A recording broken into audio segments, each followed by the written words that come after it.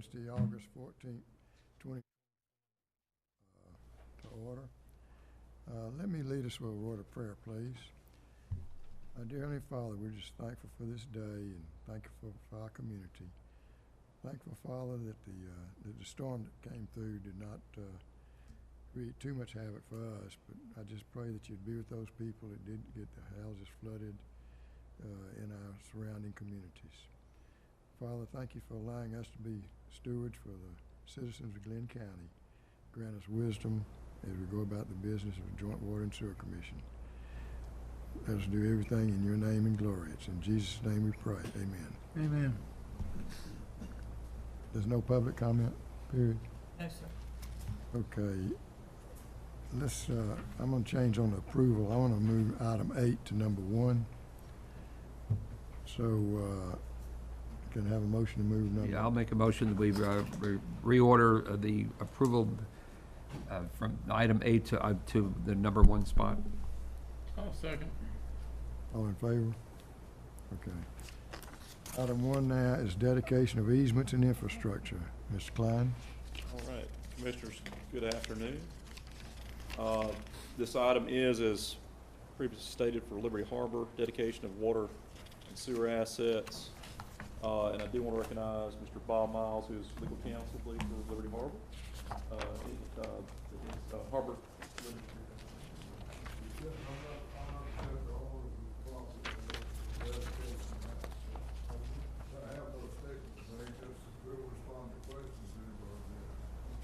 Thank you, sir. Mr. Austin Chalmers with Robert Civil Engineering, who's been spearheading the conveyance of this, working real closely with us.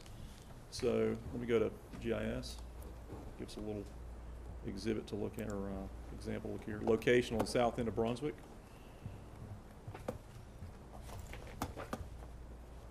There we go. You come across Sidney Linear Bridge, you can see it down there to your left. I'll read quickly through here. Brunswick-Glynn County Joint Water Sewer Commission standards for water and wastewater design and construction development procedures support the acceptance of privately constructed water and wastewater systems. It's public infrastructure when specified conditions are met. Developers of Liberty Harbor do wish to dedicate the water and sanitary sewer infrastructure under their ownership and convey an easement for such.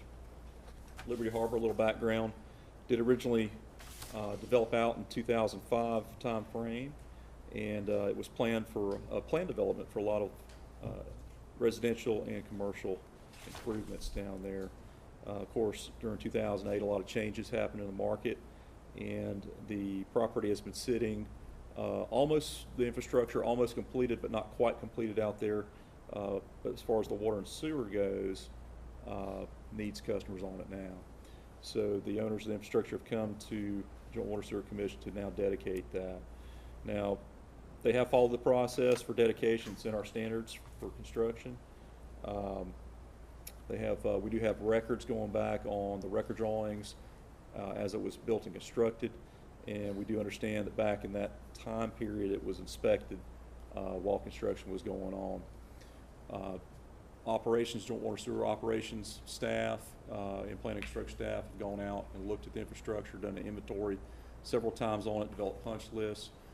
The owners have gone and addressed those punch list items to the satisfaction of Joint Water Sewer Commission staff, and a lot of legal communications back and forth, and have it hammered out with the easement that's attached as an exhibit there as well. So this is not, you'll see the infrastructure that we're talking about here as part of the exhibits. And it is also detailed in the dedication document itself. But essentially a little over 9,000 linear feet of water mains, a little over 9,000 linear feet of sewer mains and manholes, and one pump station we call pump station 4066.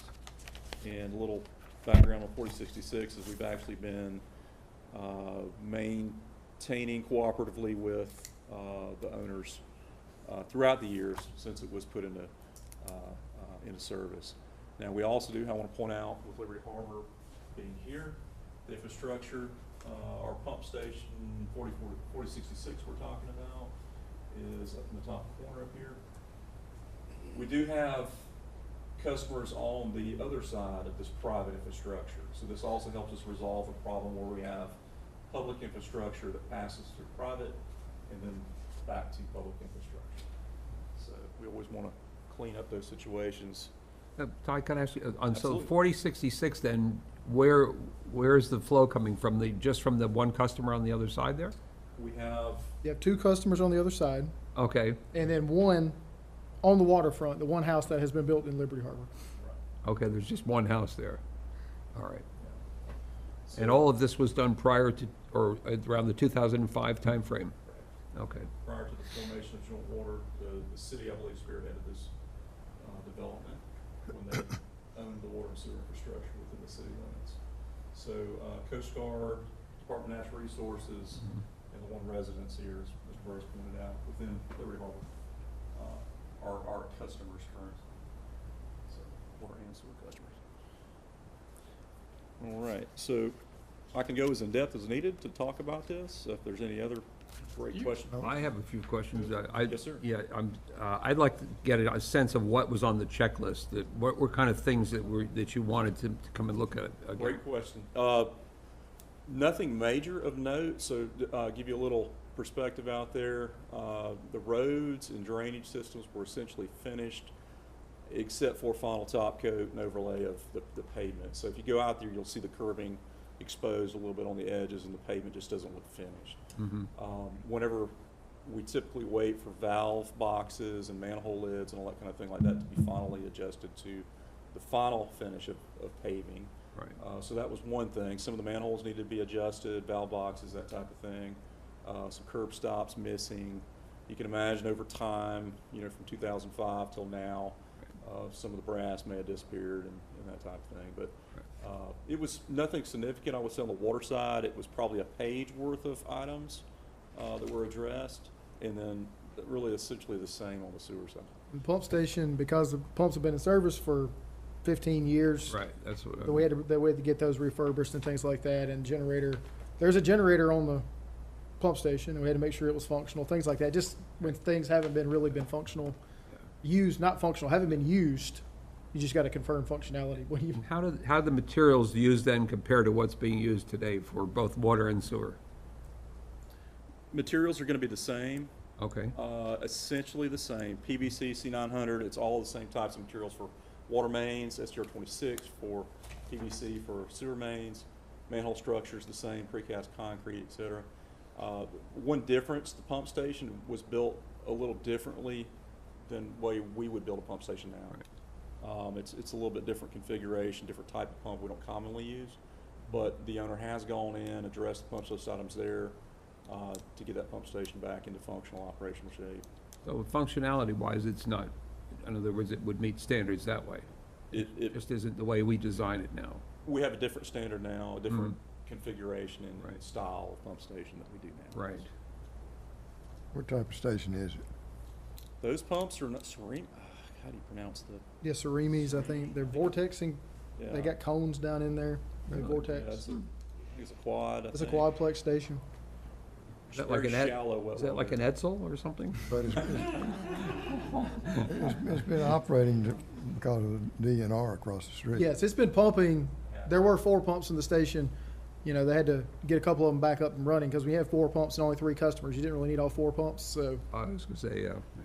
And Are who those pays some- the electric bill now? we've been paying the electric bill for years. Okay, well, that's nice of us. So the pump station's never been dedicated to us? No, sir. That would be portions of this. Well, back in, And back in the land that- 2014, it was initially brought to the board here, the commission, so we could assume it. Back then, they said no. I just don't remember why they said no. That's interesting.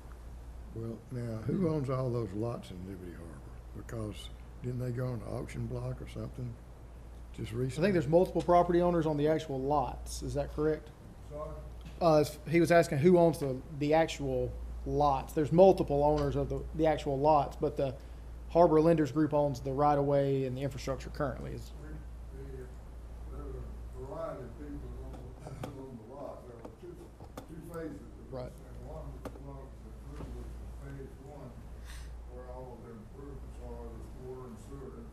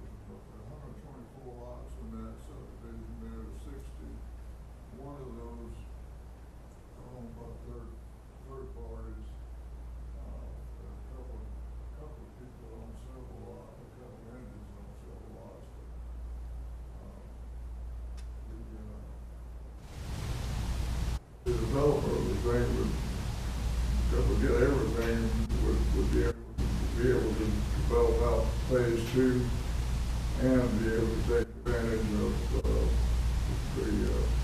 the structure that exists for phase one. We're only talking about phase The one. money refurbishing that pump station, you're taking about, $4,000 refurbishing that pump station. The original, designer of this and the original construction inspection was done Thomas and Hutchinson.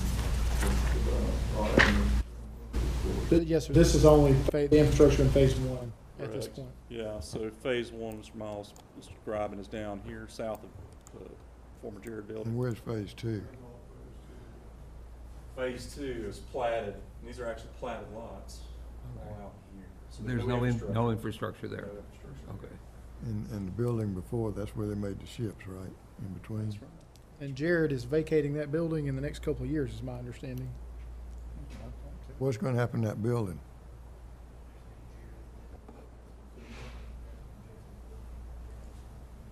Jared on that warehouse, that large warehouse there, is owned by Jared Manufacturing, heavy metal, fabrications. Their lease terminates on, January the 31st, 2025. They will leave, and there's a contract for that, for the raising and removal of that property.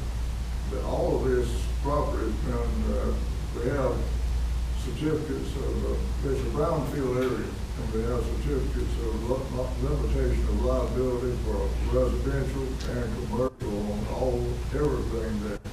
The last part of that was done with the DNR, through the DNR. They've done substantial environmental improvements, remediation out there. You can imagine the things under that building.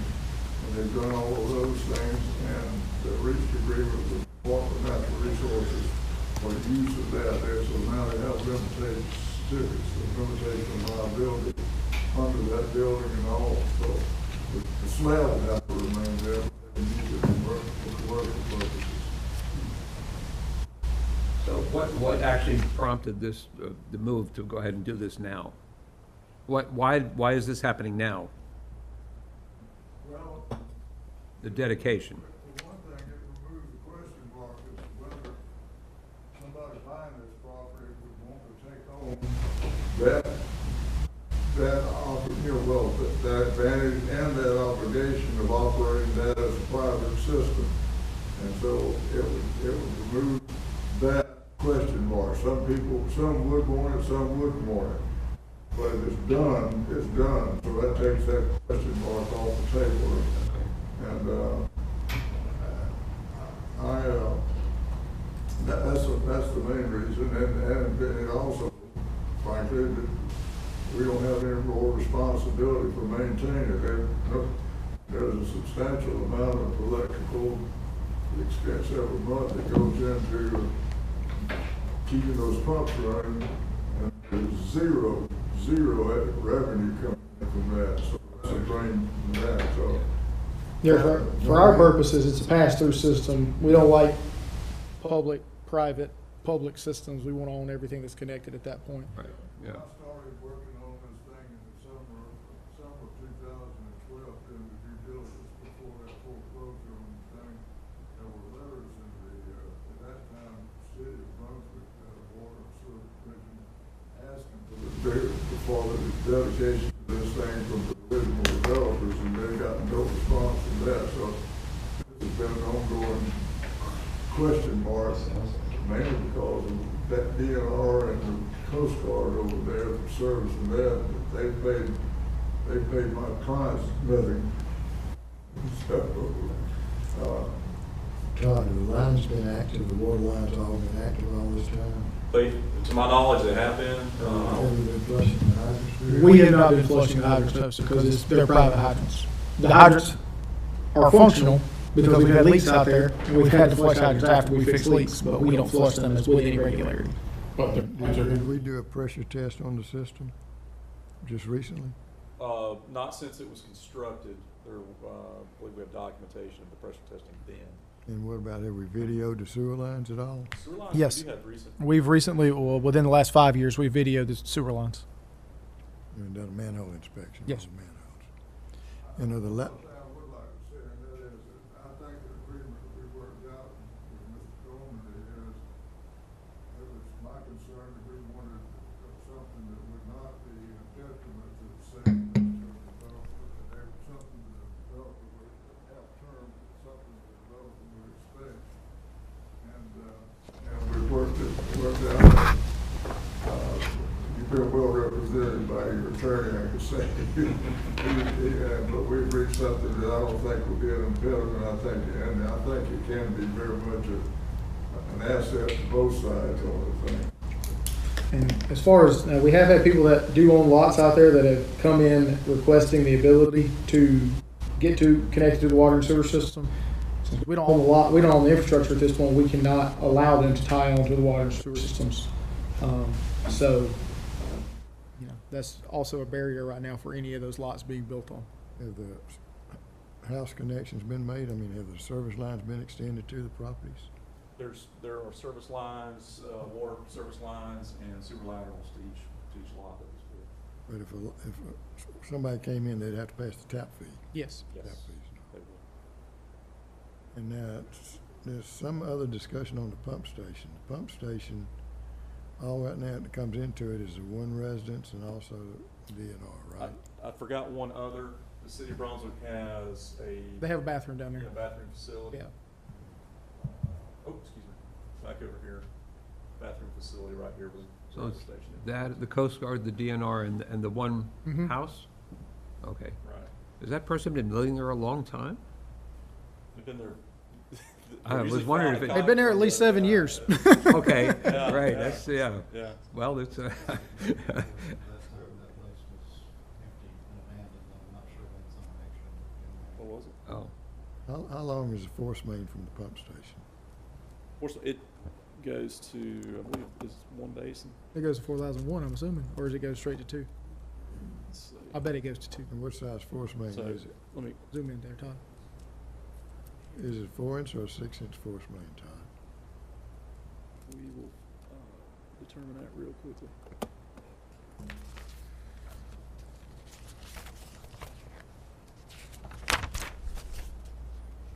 Yeah, so it's a 10-inch. It's actually a 10-inch force main. This is in the city limits of Brunswick, so Brunswick owns the streets now and the rights of way? Charlie? I don't want to speak for the city, but that's my understanding. Charlie, does the city of Brunswick own the streets and the right of ways? No, the right-of-ways and the streets are still owned by the developer at this point. A little over 1,000 feet. So we'd have to get easements on it. That's what this does. Yes, sir.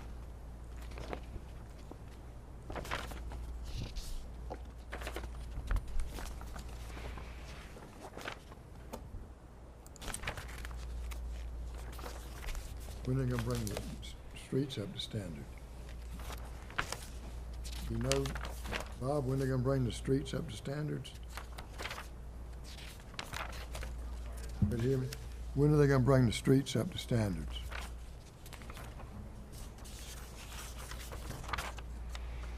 My clients won't do that, whoever buys that will bring the streets up to standards, you'll have to do it, to do that and stuff. But whoever buys it's a bunch of individuals now, right?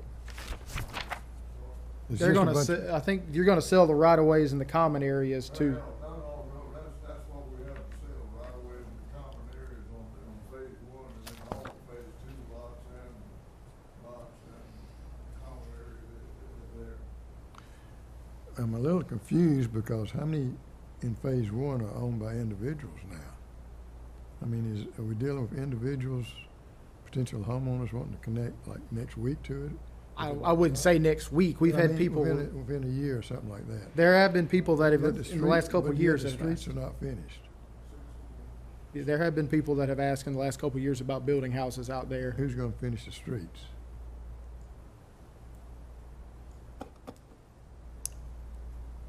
I just wonder if we're taking infrastructure that's under streets that are gonna have to have work done on them, who's gonna raise the manholes and everything else? That'd be part of the private development process when they come in to, The handle private development though, why is anybody gonna, the private development, I mean, well, I mean, for, well, lots are sold, just about. Who's the largest property owner out there, Bob? Just another thing about it, just. Who's planning on paving the roads? There are 124 lots out there, phase one. There's 61 of the original purchasers own property out there. There are 31 of those people who are still servicing their debt. But then maybe 30 does not. And then there's the remainder of those 124 lots are owned by one is the group that was purchased by the manager, I think at the time was Joel Carter. Really, but local developers, but anyway, and then there's a couple of them. They're owned by the original purchasers, but they were related to the original developer. And I don't have all the numbers, but I know there's 61 that were original purchasers, original individual purchasers out there. And my client owns 9 lots there. Refresh my memory, Andrew, we do accept infrastructure on private streets, right? yes, sir, as long as we have easements. And so what kind of easements will we get on these? I'm not sure what you mean by that. What type of easements will we get for sewer lines in the center of the street? I mean, it's just a normal, maintenance. Is it a 20-foot easement, a 10-foot easement, or what? It's, I'm sorry, it's over the entire right of way. But the right of way has never been dedicated. Have it? Dedicated to the county? Yeah, No, No, sir. so, we have an easement over, we would be getting an easement over the entire private right-of-way if at the point it was brought up to public standards and dedicated for public right-of-way to the city, we would no longer need an easement.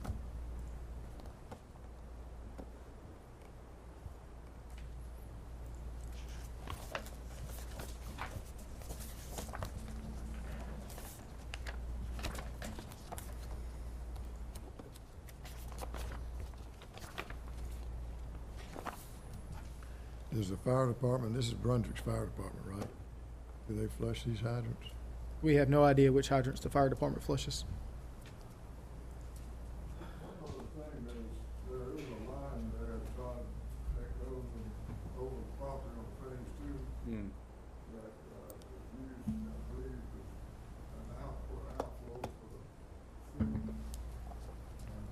at the present time, there's no easement for that, so what this easement agreement includes that easement for that line going out.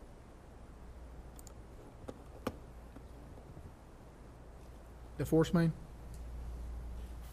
Are all the sewers 8-inch? All the sewers 8-inch?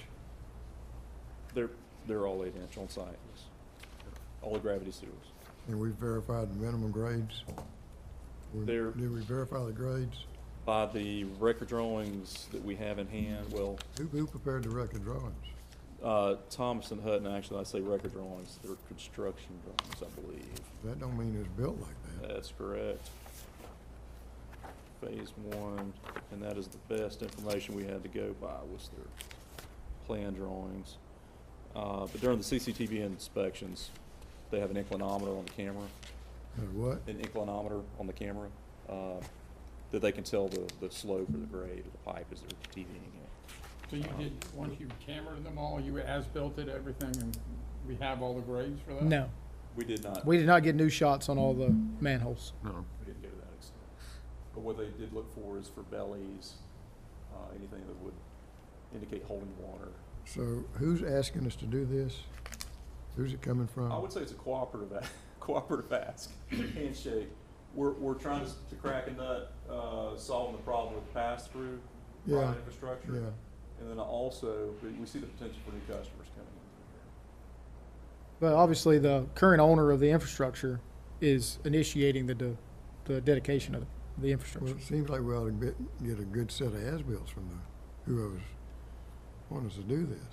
Looking at the age of the project, the long-standing attempt to make it happen, we did not press for current record drawings or new record drawings to be made of it. We took the But investigation. it can be done. It could be done, yes, sir. Oh, Absolutely. the engineering firm just has to go out there and survey it, shoot that manholes. Certainly.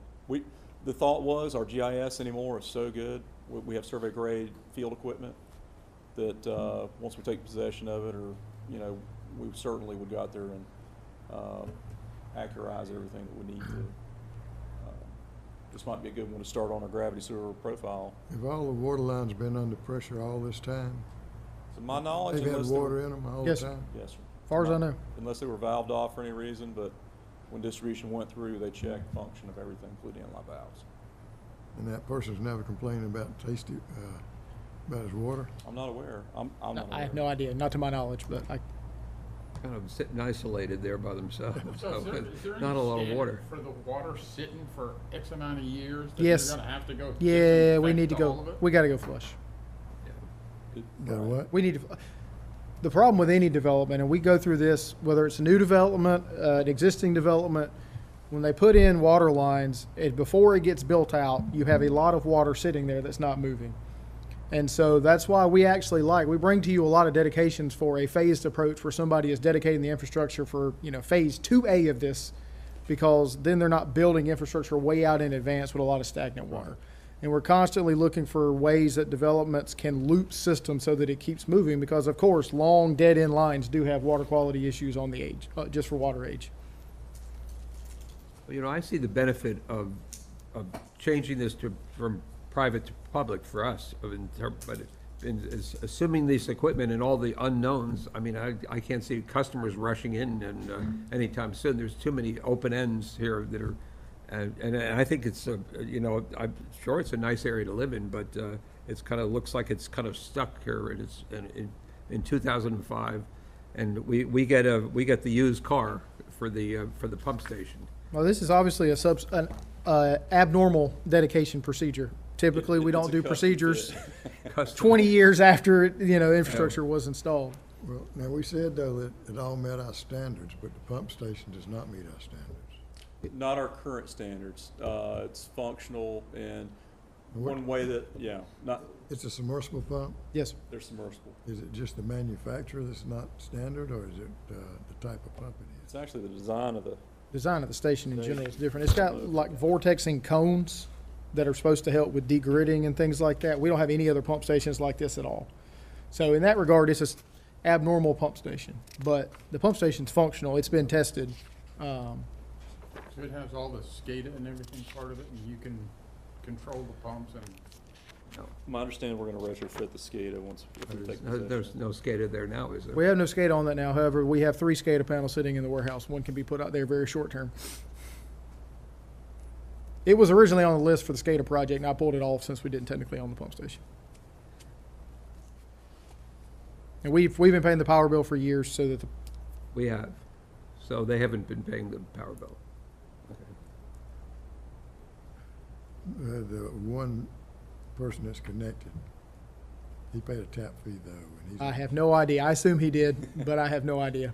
The city would know, yeah. You know how many times that police station's gone down since maybe 2005? I mean, we go out there maybe once or twice a year. It's not like we're out there with any regularity. I'm just asking that question because the electrical bill was brought up, and I think it'll probably be offset by the cost of repairing and upgrading that. I'm sure. Oh, generator. Just the significant cost of getting it up to standard, JWSC standard. It would be a fair trade. As Mr. Olson pointed out, the generator was part of the pump station upgrade, which took as you said, a fair amount of investment from the About owners 2 years and a little less than $500,000, I think. to get that guy going, transfer We've got a switch. fairly new generator on it. Or an Or at least a upgrade. refurbished one. I'd call it refurbished, yes. Automatic transfer switch. Yes, sir. Yeah. I believe, yeah, As a brand new automatic transfer switch, because the one that was in there had to be replaced.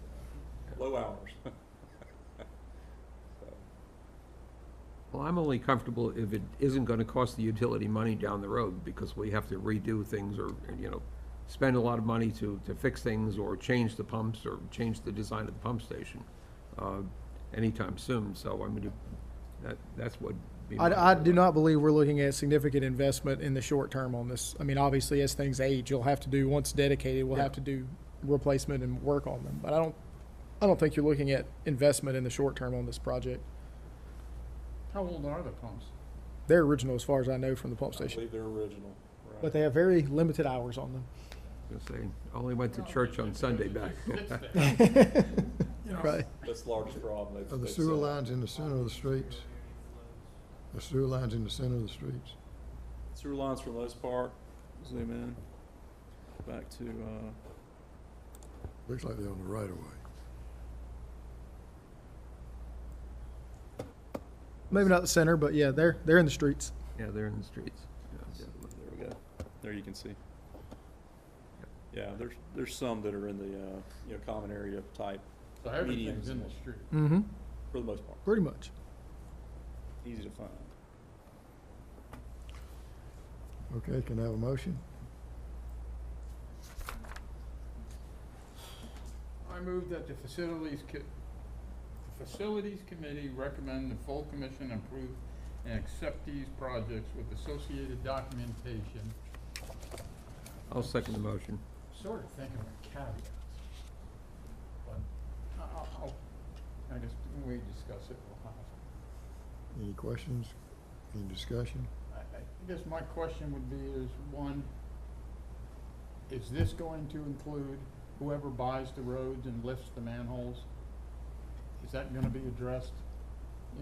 Is all bringing this up, flushing the pipes, putting skate in, is that gonna be, that's joint waters accepting all of that? And you guys are okay That's been, with that is staff recommendation at this time, yes.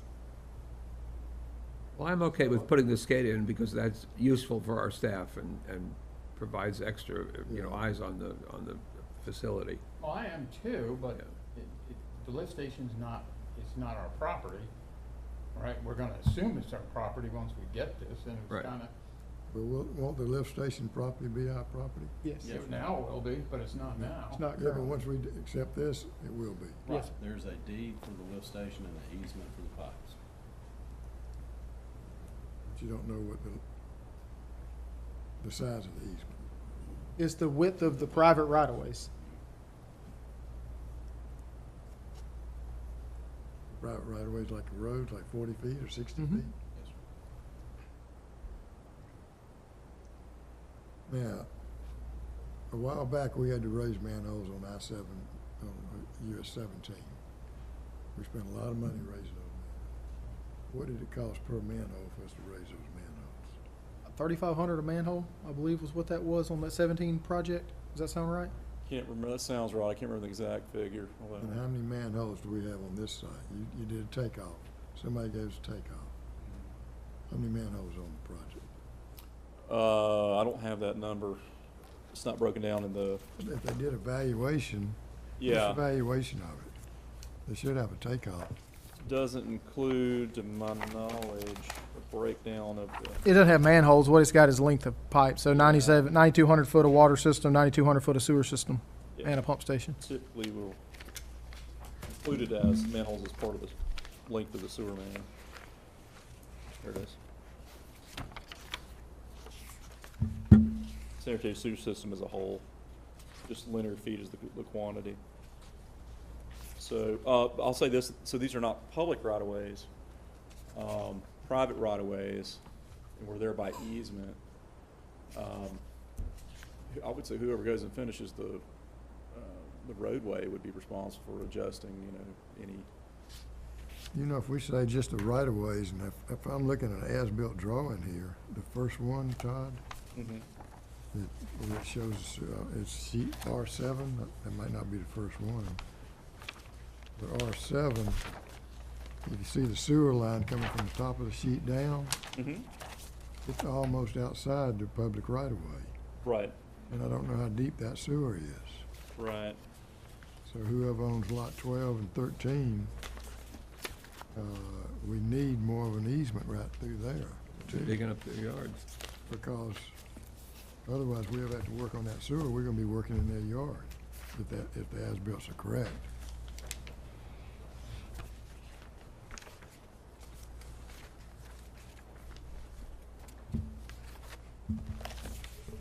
Well, if I can find it.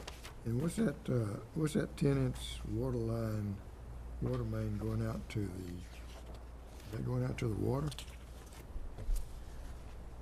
What's that? Mm-hmm. Oh, you're right. What's that 10-inch water line going to, Todd? 10-inch water line, Yeah, on that sheet R7, goes out to sheet the left. R7.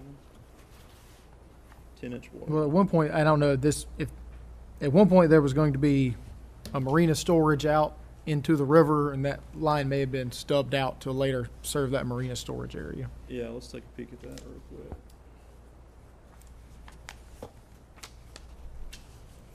Yeah, so this was gonna be docks, as Mr. Burrows said. This was gonna be a marina planned out here where the old Liberty slips are.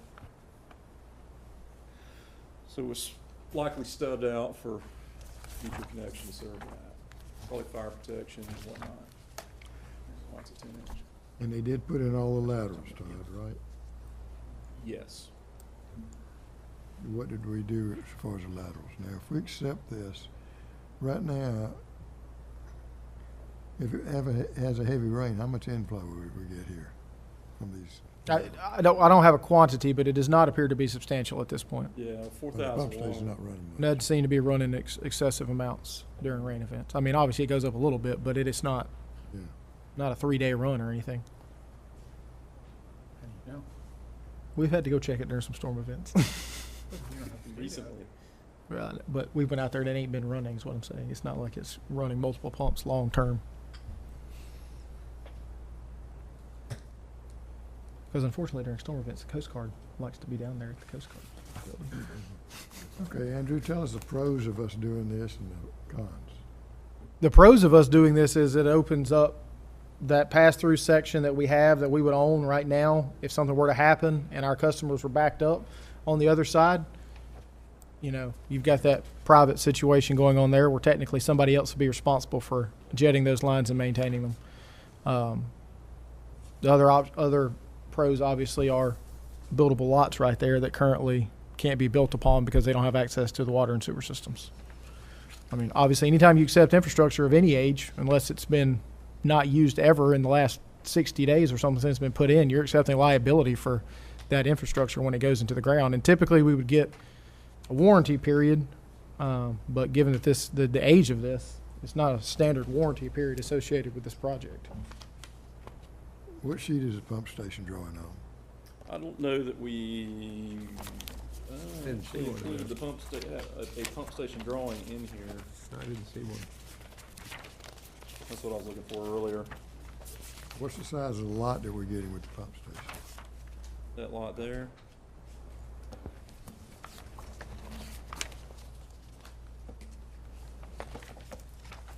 So,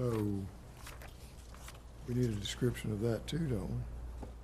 It's in the parcel deed, yes, sir.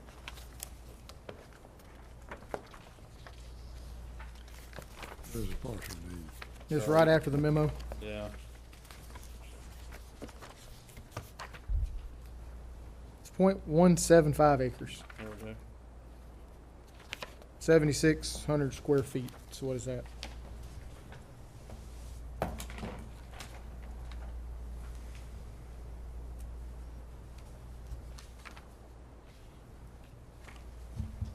Have we given that pump station a number? 4066. Had a number for years. Okay. Any other questions? See if we got its own address. So you guys are okay with not accepting as-built drawings?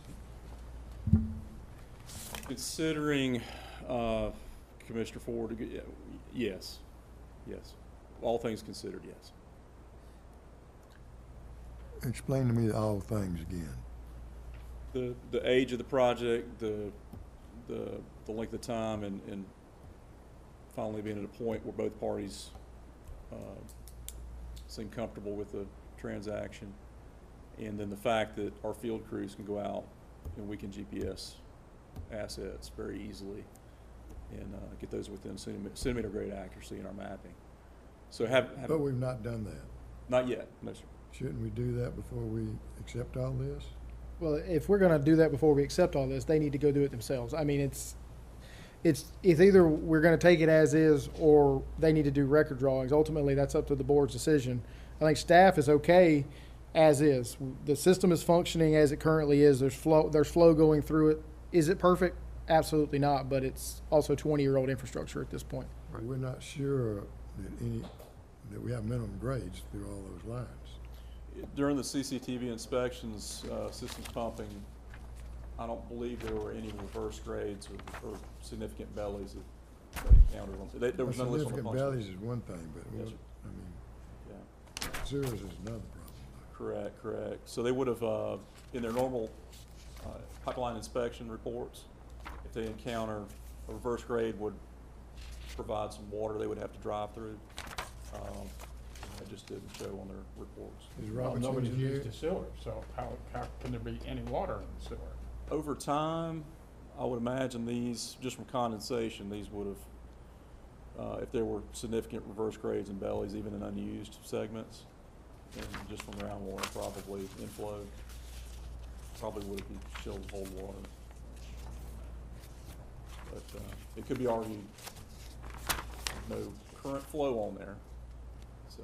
It was 5 years ago that we looked at the sewer lines? 21, I think, was the last Oh, 21, updated punch okay. list, I think, that I saw, 21, 22. Yeah. So the city of Brunswick never accepted this system. They, Commissioner Ford said that they. Was it joint water and sewer and were- And not in 2008. I think In 2014, when I was first on, Tried to get it. they tried to come in and get joint water to accept it. It was rejected because it didn't meet the standards, and there was all these questions before. Oh, joint water, okay. Yes. Declined to accept it. Yes, Okay. and I don't remember all the reasons, but I remember it was just flat rejected. Man, I think some of it had to do with that pump station. Could have. I know that there was a lot of, systems pumping. Operations staff was really involved working with, Mr. Chalmers and his team in getting that thing. Well, and as far as the city, I don't know, a lot of times projects don't ever get dedicated at that time because the paperwork never got filled out. You know, I think perhaps a developer went bankrupt or something in this endeavor and never got across the finish line at that point. Did you camera every single sewer line? Not the laterals, but all the mains. The mains. you did? Yes. Our crews inspected via CCTV every gravity main out there.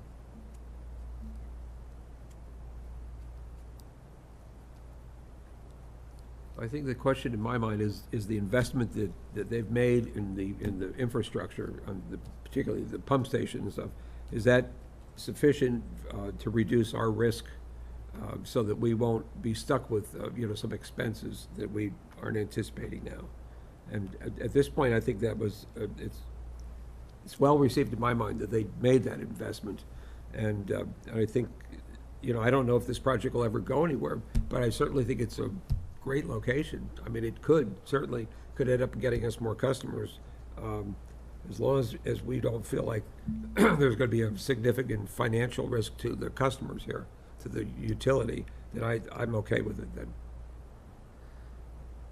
I'm hesitant about it, but I don't have any problem forwarding it to the full commission to allow everybody to get a vote on it, because I think we are gonna incur costs. Well, we know we're gonna incur costs.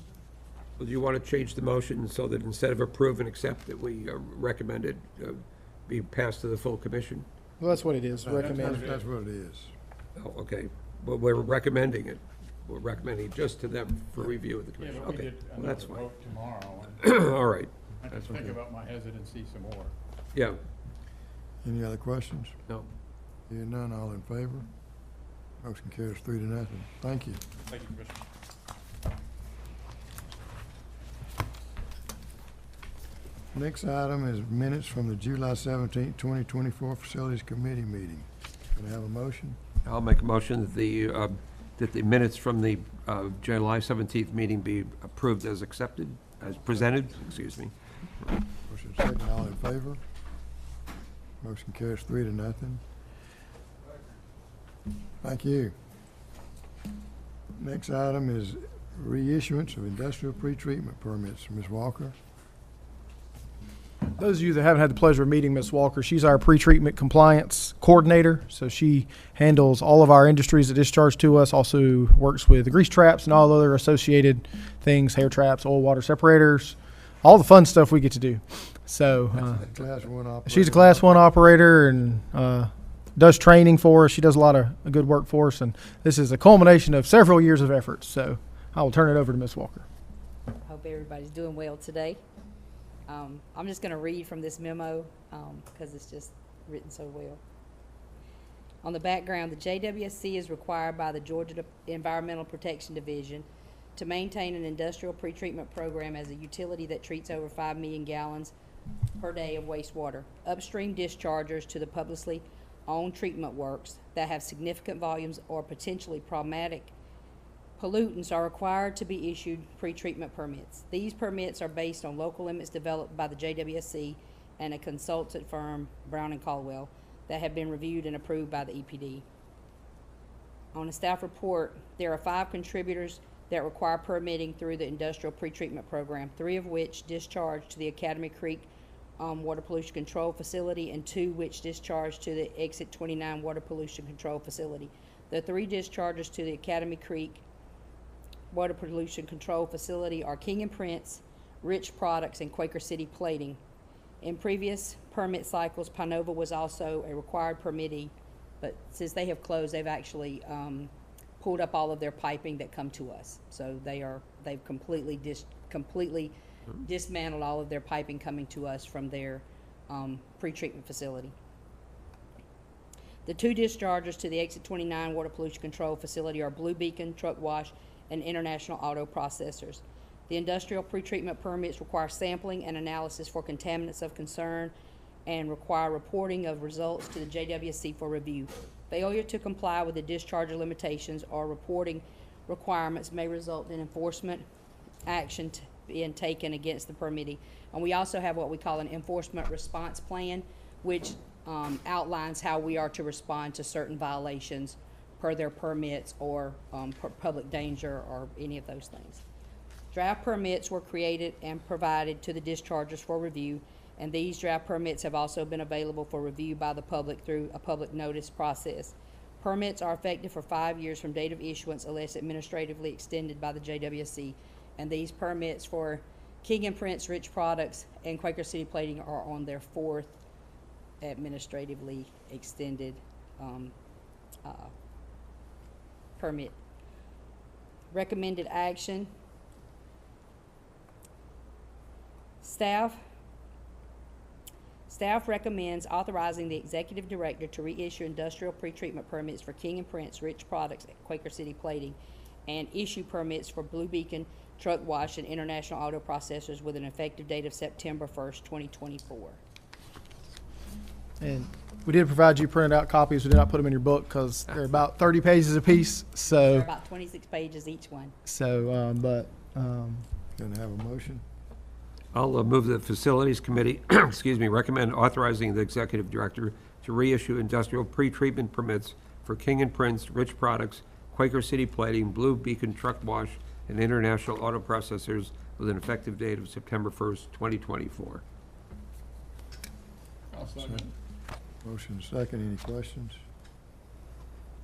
I have a couple of questions. Did any of them change from what? So, were some of them previous? will change based on the local limits changing. Every time the plants get a new permit, we're required within, I think it's 180 days to reevaluate our local limits and to go from there. Who did the evaluation of that? We did the local limits evaluation. Brown and Caldwell also did those, and some of the numbers for us did change. Some were lowered, some were higher. And if you'll notice, in a couple of the permits, phosphorus is a hot issue probably coming up on our next permit. And so we have left clauses in there that if any allowed parameter changes within the permit time, then we may have to come in and change those numbers and require a lower or a more reporting for those so that we can actually meet any new permits that come out while these are in place.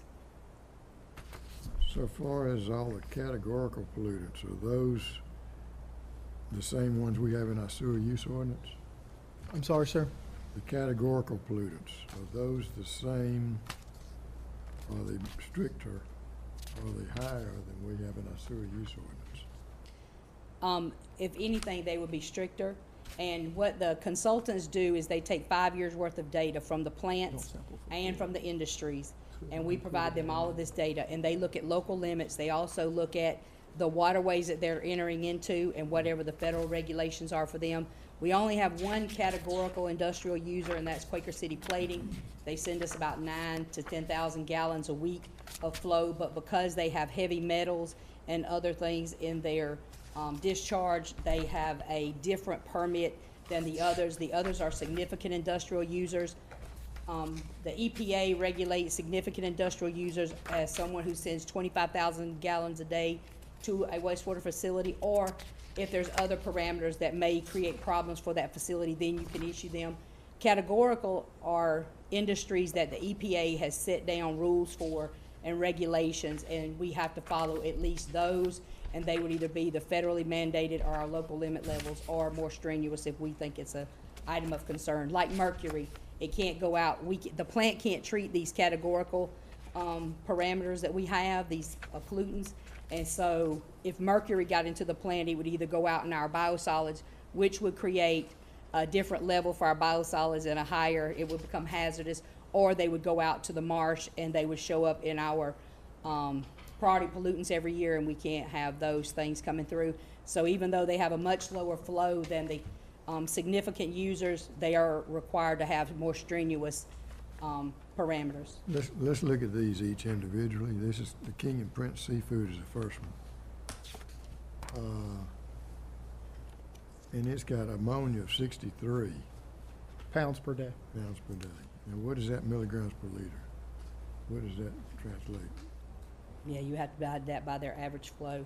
And I just wonder what those levels are. And do they have pretreatment? They do. They have a very nice pretreatment facility there. They have redundancy, and they actually get awards from Georgia Association of Water Professionals for their redundancy and for their. And which plant does that come to? It comes to Academy Creek. Academy Creek. And we- they're mainly biological for all of the food Right. particles, so they have a higher surcharge for BOD, biological chemical oxygen demand, and for total suspended solids, because it requires more treatment from us to feed the bugs to eat up all these food particles and Now, stuff. do we have a surcharge based on Yes, over 200. the over 200? Anything over 200 milligrams per liter based on their, So do they normally get a surcharge each month? Almost every month.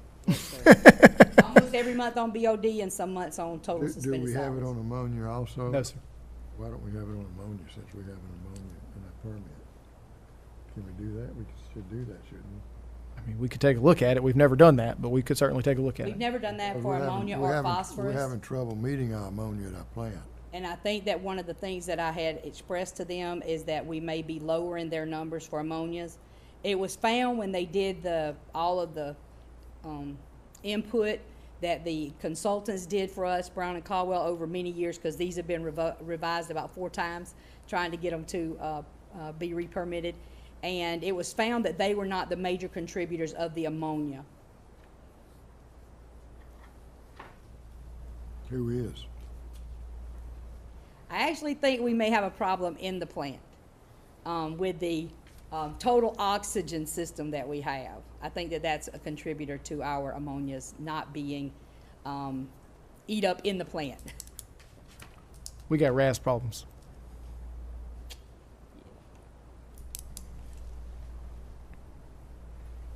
Okay, the next one is Rich Products Corporation. It discharges to where? It discharges to Academy Creek. Now, the maximum flow there is 300,000 gallons a day. Yes, sir. Well, that's the average. Their maximum allowed is 450,000 gallons a day. They normally send about 150,000 gallons a day. Normally in a month, they will send us about 4 million gallons in a month of flow. And they incur quite a high surcharge on BOD, sometimes total suspended solids. What's our oil and grease in our permit? We don't have one out of Fuel the, use permit? we don't have one at the wastewater plant. No. Federal standards are 100 Yeah. milligrams per liter, but they had allowed the industries, a couple of them, based on the nature of their discharge and what they do, they allow them a 300 daily maximum, but at any point in their month, if that 300 makes them go over their 100 milligrams per liter average for the month, then they are issued a fine. Do they, this one ever have to pay a surcharge? Mhm. For what? We're on Rich Products, right? Yes, BOD and TSS occasionally. both, but most of the time, Rich Products pays about anywhere from $15,000 to $20,000 a month in BOD surcharge, with King and Prince behind them at about $13,000 a month in BOD Are they doing surcharge. pre-treatment? Sorry, yes, they do. And they're actually upgrading it now. They were going to upgrade their system a few years ago, and they had the money set aside. Then COVID hit, and when COVID hit, they had to close down a couple of their facilities across the country, and they pulled money from their pre-treatment to their production lines, and now they are back up. They have rehabbed their holding tanks, and they've rehabbed some of their equipment there that's going out, so they are upgrading some of their systems. They're not quite as advanced as King and Prince, but they're getting there. Well, when you issue a permit like this, they're supposed to meet the permit. Yes, sir, but on the, there is a section in here on the BOD, on page 3, that says BOD, COD, and TSS are mass-based limits, and per the ordinance, the surcharge may be applied to biochemical oxygen demand or total suspended solids, and ammonia limits may be reduced to meet nutrient reduction requirements. Also on these, if they do violate these BOD of 3,000 milligrams per liter a day, then they do receive a notice of violation. Normally on a first offense, which Rich Products recently did have a violation for their BOD, and on a first offense, I would just issue a notice of violation because they are paying for the surcharge. So they're paying for the extra power, manpower that we use to treat this stuff, but we do issue a notice of violation. If they incur any more notices of violation in the reasonable time that they've had this one, then they will start incurring $1,000 per day per offense. Okay, the next one's, Quaker City Plating like I said, where's it discharged? Academy. Academy Creek.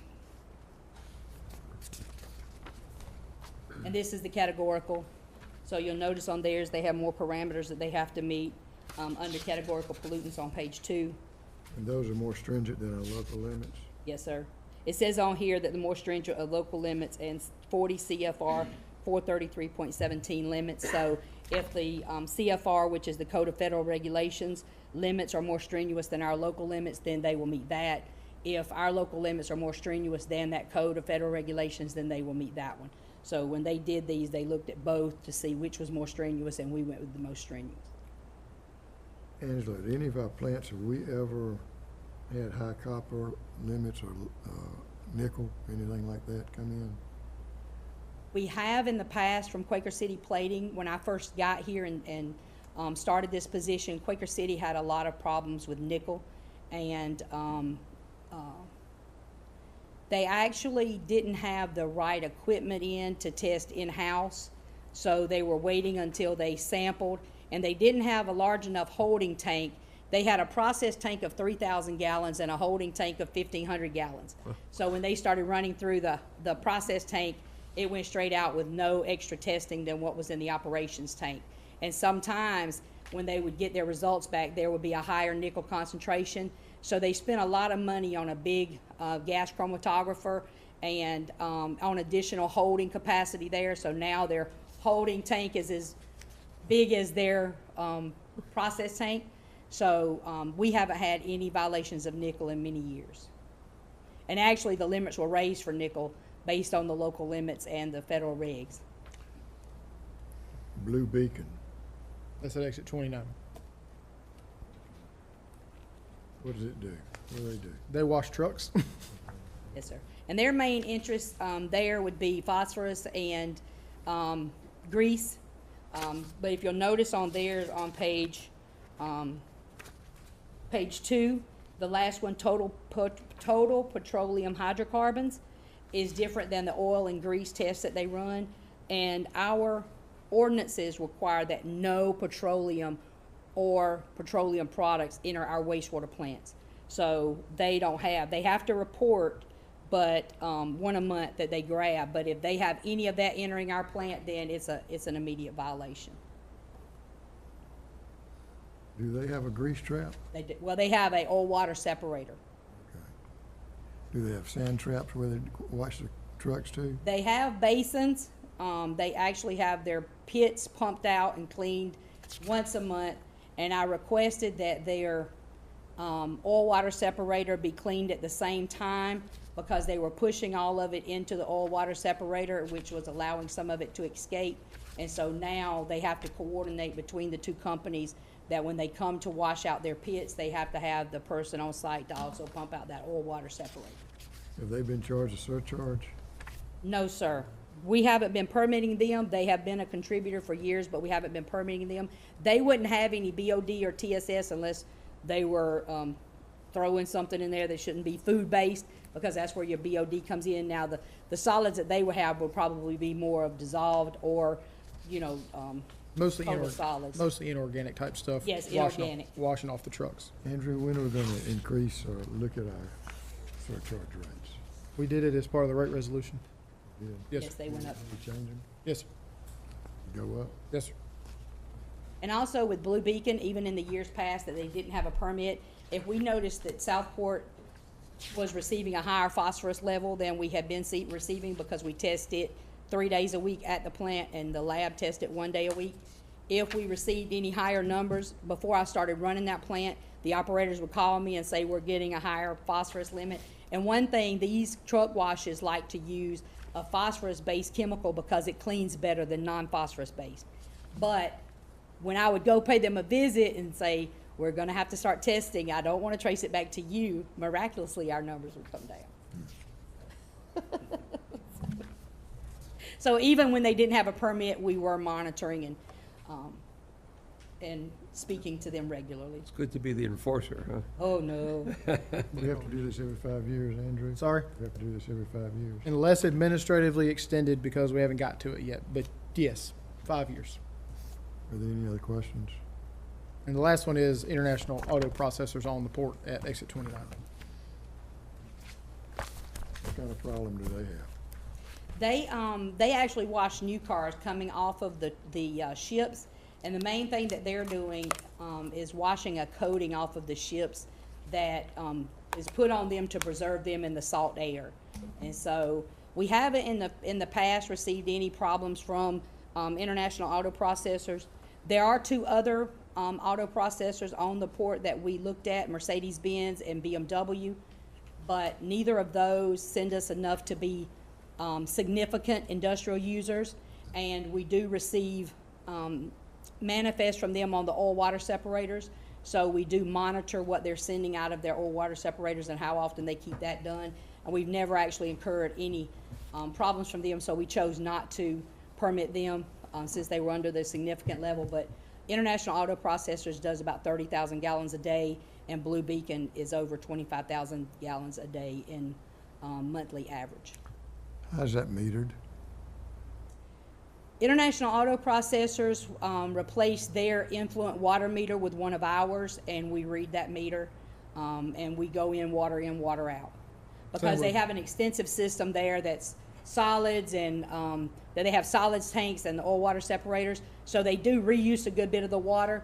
So when International Auto Processors actually bought, I think it was Volkswagen, and so they have 2 separate lines that come to us, and it was decided from the years of other staff that knew wastewater meters and water meters that it was better to put in the water meter. because it was more accurate of what we needed. Got a curiosity question. Do you monitor other major users for like oil and grease discharges? We have to monitor a few because they don't maintain their equipment very well. So we do. And also, if we end up with a problem somewhere of something going in the drains that we don't usually have, then we have to go and track it down and find out where it's coming from, what's happening, and we do find those, and we do request that additional equipment be put in. We surcharge these people if they exceed some of their limits that they're supposed to be having? Well, no, because we don't sample them Right. to know what they're, like, if somebody's sending some significant solids to us, we might find downstream evidence, we'll go back to them, but it's not like we've got samples of what that concentration was to be able to actually find them. And then some days we actually go out and we have a problem in a lift station, but we have no idea where it's coming from at that moment because it's not discharging right that minute. And we have to trace it for months and months to find out where A lot it's of coming things from. happen in the middle of the night. Well, Yes, according to a the lot of it. permit, though, they say they're supposed to be sampling. These These do, will, but but- we have other people that could Yeah. contribute stuff to us, right? Like right now, we have an issue in the county that we're getting pillowcases in one of our lift stations, and we're trying to track it down between one of 3 hotels. So that's, those are the good stuff that we have to look forward to figuring out, because every one of them says, it's not me, it's not me. It's not me. Find So out. we either have to start TVing their laterals to find out which one's got pillowcases in them, or we have to go into their facilities and see which ones is having problems with their lint traps, because these big commercial washers have lint traps on them. So if the lint trap has went out and it's sucking the pillowcases down the line, then we have to find out which one that is and then find them to make them get it repaired. Then, what is this nitrogen? How do you pronounce that? Keljol, Kildall. What is it? Keljol. Kelzol? What is that? Total nitrogen, total TKN is the difference between nitrogen and total nitrogen, ammonia and total Yep, nitrogen. ammonia and You total didn't tell him the nitrogen. meaning of the word. He wanted to know the meaning of it. I don't know, it's something Scandinavian. I assume that It guy. was the name of the test. I've assumed that guy's the guy that figured it It was out. the name of the Yeah. test that they actually I call created it to make this. TKN. Yeah, that's what we call it, TKN. Our director majored in chemical engineering, so he should be able to answer that question. I ain't It taking actually was the name of the test that the Yeah, guy yeah, produced to exactly. create the difference in these two numbers. So the Limited Quaker City experience. doesn't get tested for that, that's just Blue Beacon? It would be, International Auto Processors is tested for that. Let's see, And Blue Beacon is, and Blue Beacon. Mainly because they're not all organic. But I thought they all did. Let's see. those are the only two that have it in there. Okay.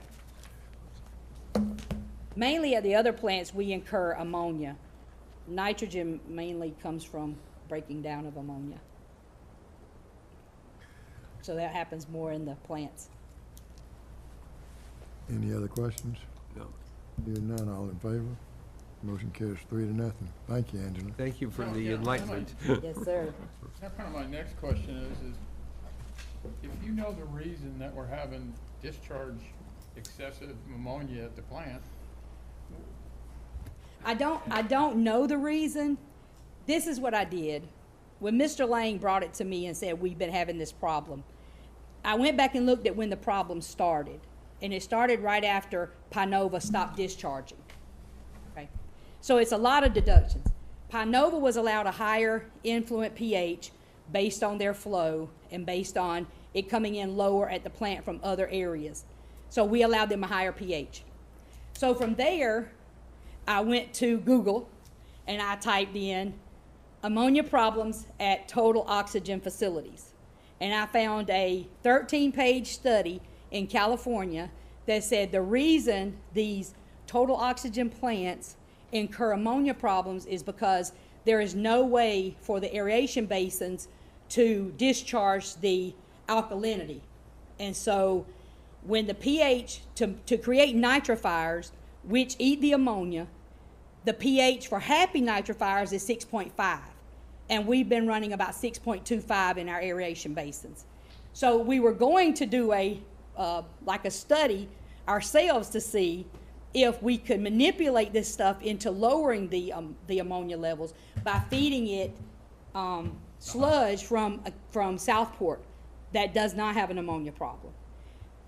At the same time, we incurred a very big storm, and we had to open the only The basin we had aeration down, basin right. that was down to put all of this stuff in, because you have to feed enough that they can work, because if you just feed a vat-con full into a 2 million gallon aeration basin, they're gonna kill off those nitrifiers before they ever get a chance to start multiplying and growing. So from the study in California that they did over 13 of these plants, it was determined that the problem is created because there's low pH in the aeration basins. And anything under 6.5, the nitrifiers are not happy, so they die off. So there's nothing there to eat the ammonias. So, yeah. That's so only a theory. We've been looking at the alkalinity each month, though. The thing with alkalinity, if you aren't actually removing nitrogen, you're going to have plenty of alkalinity, because the consumption of nitrogen consumes alkalinity. Yep. So we're fixing to put on online pH monitors at each of those basins and see if we need to adjust it in any sort of real-time dosing scenario. We've got plenty of alkalinity coming in, but the problem is we have short, smaller reactors, and so building up biomass, you got to have 8 days of biomass to treat ammonia. Those basins typically run 4 to 6. So we got to increase our biomass, and the way we do that is we got to return more sludge. So it's all interconnected at that point. We got to return more sludge, make sure the pH is higher. We got a project kicking off this week to replace those RAS pumps so we can actually return sludge, because we can take samples, and we have taken samples at the end of their aeration basins that do not have ammonia problems, but the sludge sits in the clarifiers and we can't get it out. And that's where we start having problems. Google knows everything, I agree. It does. And I tell you, it helps if you know the backstory of what happened and when it happened. And there's a lot of people that will try to come in and sell you nitrifiers, and they want to sell you buckets full. It's not economical to try to use those to lower an ammonia when you have a consistent problem for a long term. It's like Mr. Burrows said, we do have to go in and put in systems to get this sludge moving and to get our pH raised back up. We can get our pH raised back up with maybe some type of lime addition or something like that if necessary, magnesium hydroxide, something of that endeavor. But it's not going to matter until we can move sludge. And then if the addition of lime is going to create more sludge. More sludge. Yes. So if you can't move sludge, you don't want to add more sludge to the list. Yep. Okay. Charlie, you have some questions on all of that? He trusts me. He trusts me. Let's move on. Thank you, Angela. Thank you, Mr. Oliver. Item 3 is change order number 5, Dunbar Creek Water Pollution Control Plan. Yes, sir. So last month, or month before last, I forget, we did a change order for removing the butterfly valve on the aeration basin effluent line at Dunbar, and also installing a structure over the reused water system. Total of $53,093. This is a change order for 2 things. One, we had developed quite an air leak on one of the airlines going into aeration basin 1, which is not necessarily causing a problem because it's just blowing out, but we're wasting a lot of power out there doing that. To that point, we now have control of our blowers, automatic control, to make sure we're not wasting power. So we are not getting the full benefit of those power savings at this point, because we are wasting power because there's a pretty good sized hole in the line that's blowing out of the ground.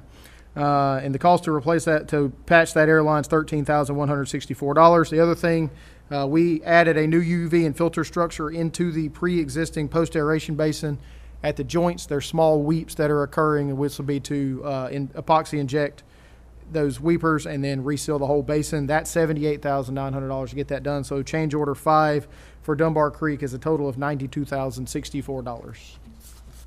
You can't just duct tape it in? Maybe that airplane grade duct tape.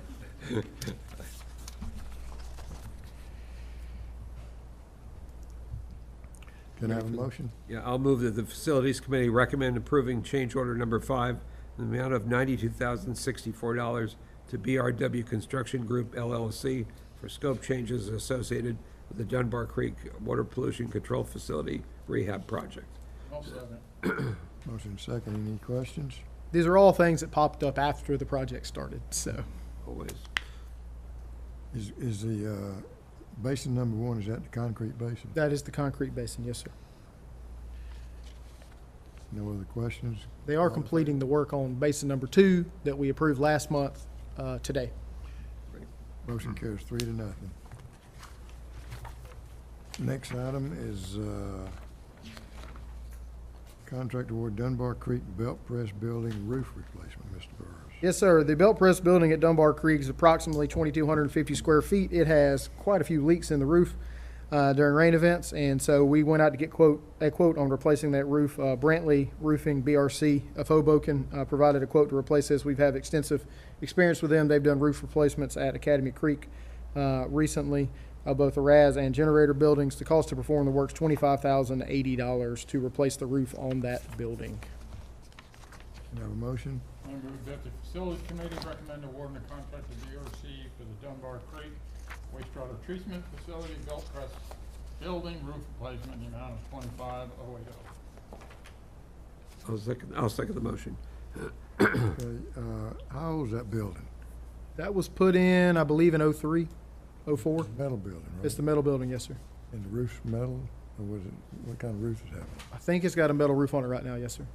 And so the roof we're replacing? We're putting a TPO roof like we have on the RAS buildings. It's the poly material.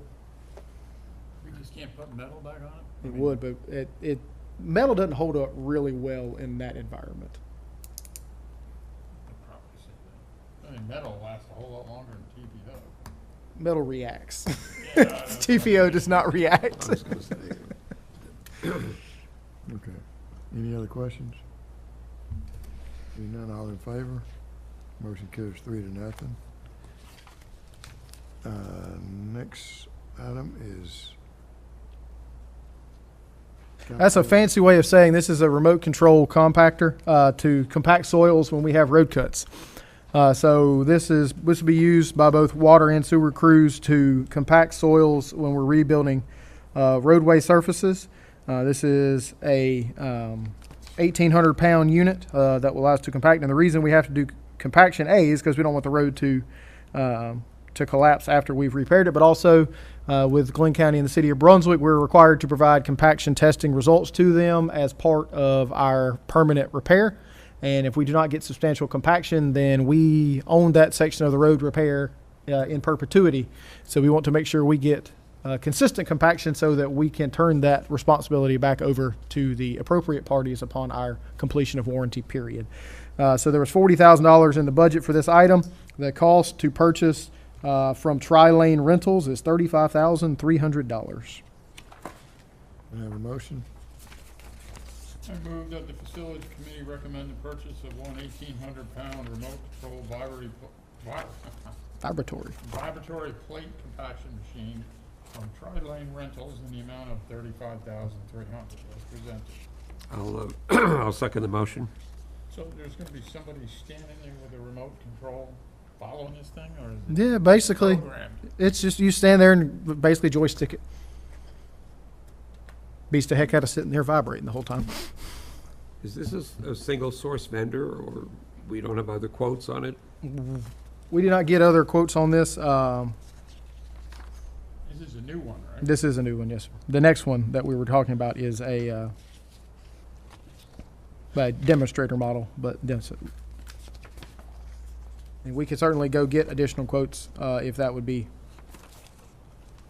advisable. Well, actually, I looked it up on the internet, and this quote's actually cheaper. The shipping is the caveat. It eats you up on that, right? Yeah, so I was just curious whether we, Our purchasing group, they do a really good job of tracking down these prices, and so I have confidence that they have checked all it is sources. cheaper, yeah. Yes, all yeah, the sources. shipping was like $900 or, Yeah. you know. Look at Amazon. You can get it under Prime. They might, who knows?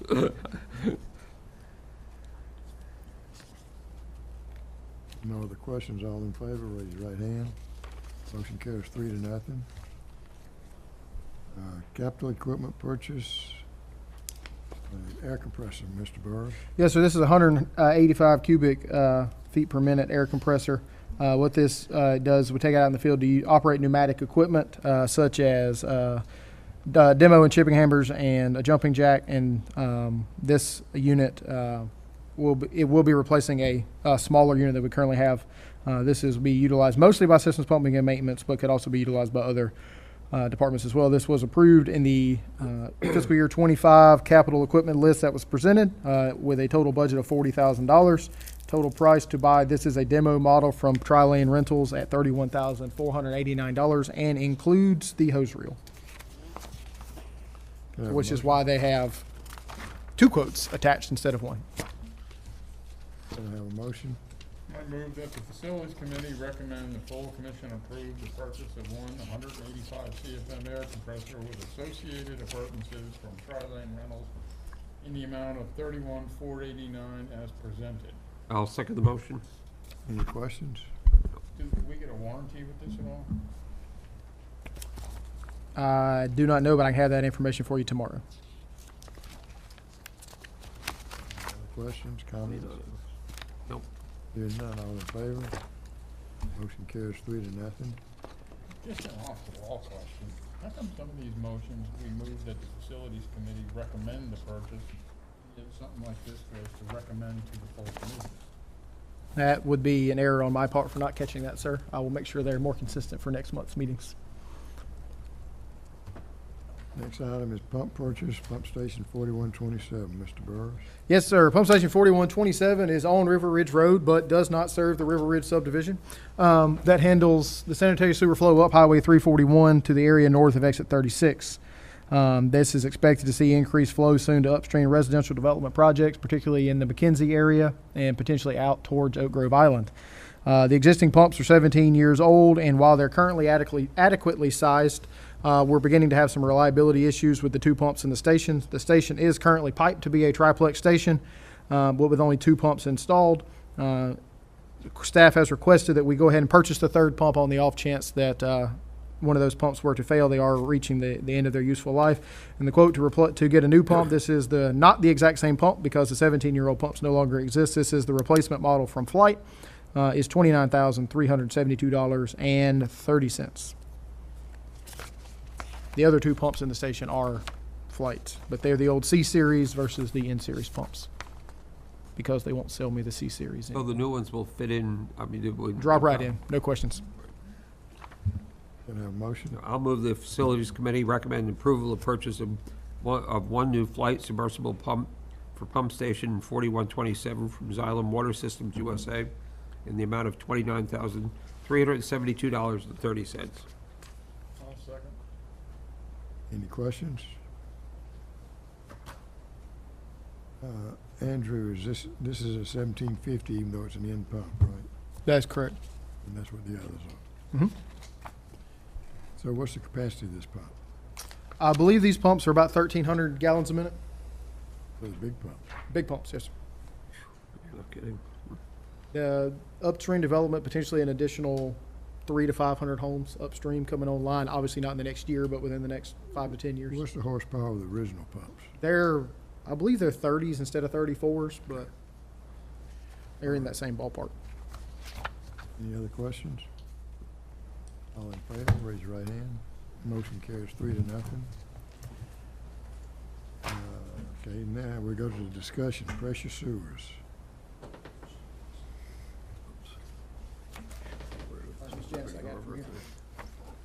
All right, this was an item of request at the last meeting. So pressure sewers are a option in lieu of gravity sewers, and just want to make sure everybody, particularly on the Facilities Committee, we're comfortable with what these systems did, how they functioned, and where they might be solutions versus might not be solutions, as well as considerations from a business perspective for how this would look moving forward before we move forward with any sort of official policy proposal. So as we know, gravity systems in our area, particularly large gravity systems, can be challenging and costly to install. With the water tables as high as they are, putting in sewer lines 12, 15, 20 foot deep can be a major challenge and extremely costly. Because of that, the existing gravity systems, when they're installed in most of these developments, are installed as shallow as they possibly can be to serve the existing need. So oftentimes when we come in with new development procedures, you'll see that there is a gravity system a couple thousand feet away that cannot serve it because they're as shallow as they possibly can. We don't have the reach to get that done. And what this does is it increases the number of neighborhood pumping stations that are later dedicated to us. And as we know, gravity systems are prone to inflow and infiltration, which cause issues during major rain events. And that also can consume capacity at treatment facilities and certainly increases pumping and treatment cost. pressure sewer systems, which are often known as low-pressure sewer systems. That is a misnomer. They are not low-pressure sewer systems. They are pressure sewer systems where flows are pumped rather than relying on gravity, allowing for installation at shallower depths. So they typically be installed very similar to where a water main would be with 3 foot of cover, maybe 4 foot of cover depending on the situation. And because we're pumping the flow rather than relying on gravity, you can install smaller diameter piping for that installation. They have a substantially lower upfront cost for installation because of the size of the pipes and because of the depths that go in. In some cases, up to a 50% reduction in required capital investment. Depends on the size of the neighborhood, naturally. And if they're designed for future expansion opportunities, they can be extended to serve adjacent areas because you can just pump into that system rather than worrying about how deep the gravity system in that it's pumping into. We have 2 main systems that we talk about when we talk about pressure systems. We have grinder stations, which are small stations that are located on individual parcels. They'll have either a simplex or duplex station. Typically a simplex as a residential place and duplex on commercial applications. They pump about 10 gallons a minute. And what they do, they have little grinders and cutter teeth in there. They sit there and grind material. They're positive displacement pumps. They just pump that material into a typically 1.25" force main out to the right of way where it goes to a 2-inch force main. Current standards for JWSC require 1.25" into a combined check and ball valve setup at the right of way line, integrated ball check valve. Then it goes 2-inch after that out into the right of way. And for single streets, typically 2-inch may be fine. And as the streets come together into larger feeder streets into the neighborhood, they may increase the size of the force main. The basic, this is, there are many manufacturers of these grinder systems. This is an E1 system, which is a well-known provider of these. This is an E1 picture. The standard E1 installation has a 70-gallon holding tank, and they can be specified to have a 150-gallon holding tank. So if we want to look at these as a widespread installation, we need to look at which one of those we would recommend being installed as part of our standards. So, to Commissioner Turnipseed's question earlier, what are the pros and cons? Grinder systems themselves, they allow for sewer connections where depth may be insufficient. They eliminate septic tanks, or can be used to eliminate septic tanks to allow for waste to be treated to higher standards before discharging to the environment. Because there is no gravity connection other than the stretch from the house into the grinder system, it has substantially reduced opportunities for I&I into the public sewer system. The lifespan of the pumps are similar to expected pump outs of septic tanks. The manufacturer will tell you can get 10 to 20 years out of the pumps. I think that's probably aggressive, but maybe closer to 5 to 10 years out of those pumps, depending on what has been flushed down. And they can be set up with alarming systems where audible alarms can be transmitted very easily to the homeowner, or they can be tied into our SCADA system and we can get alarms from that. The negatives, it is a pump system. There is no gravity connection to it, so you have to have power at all times for that station to function. In the event of an extended power outage, 70 or even 150 gallons of storage is not a substantial amount of storage to go through before that station has to be ran again. Currently, all of these are owned and maintained by the homeowner. So the homeowner is responsible for the pump maintenance, and the cost likely will exceed gravity lateral connections if the homeowner maintains it. Current replacement cost for these pumps is somewhere between $1,500 and $2,000 each, based off of recent quotes we have received. And if you do flush things, it is a grinder pump, so sort of like your garbage disposal, it will grind about anything you send down it, but some things take kind of wear it down a little bit. So if you're flushing things you're not supposed to flush, you're going to get a shorter pump lifespan, and that $2,000 pump replacement continues to pop up. Would that be pillowcases also? Pillowcases could do it, yes, sir. I bet. The other main provider of these are called STEP systems, or septic tank effluent pumping systems. What they do is they replace drain fields on septic tanks. Waste flows into a septic tank-like structure. They can actually be retrofitted to existing septic tanks, but into a septic tank-like structure where the solids will settle out. The liquid portion flows into a secondary tank where it is held until it is pumped to a collection system. Typically, these are simplex stations. They can be made duplex stations. And it may be possible to connect multiple structures into one station because you're essentially pumping the gray water out. You've got the solids sitting in the tank. Gray water out, you can get pumping capacities up to 50 gallons a minute. So what do these look like? You kind of see, comes in, they're separate. There's a pump port and an access port for the tank, settles out, and we pump the water out the top. The pump is float operated. It discharges through the same 1.25" force main. But because it's similar to septic tank installations, you have a 1,000 or 1,500 gallon tank capacity, which somewhat depending on how it is operated, could alleviate some of the concerns in a power outage situation. However, once the tank is full, it's going to stay full at that time. So again, same pros. Obviously, you can eliminate the need for depth of gravity sewer. It does reduce I&I opportunities. The lifespan exceeds a typical grinder application because it's not typically pumping solids. It's just pumping the gray water out. And they also have alarming systems. They do have power connections required to function. And again, if a customer was to go out and say preemptively in advance of a potential major power outage situation and pump down their tank as much as possible, they would have substantially more holding capacity. If they did not do that and their tank was sitting full, then they don't have any more holding capacity than what you would have with a grinder station. The solids do have to be pumped from the tank like a septic tank. So as they settle out, somebody will eventually have to come by and pump that tank out. If not, the solids do get into the pumping chamber, and then those pumps are not made to pump solids. And you have major issues. And these stations do take up more space because they have a 1,000 or 1,500 gallon tank. They take up more space in your yard than a grinder system does. Since it's only pumping water, do you change the requirement for the 1.25 inch line? I mean, technically you could. That's just a standard application out to the right of way, and then we do 2-inch after that. Currently in our system, we have approximately, and I say approximately, these are what we have in GIS. There's probably some that are not in GIS. We have 276 grinders and 5 step systems currently discharging to the publicly owned sewer system.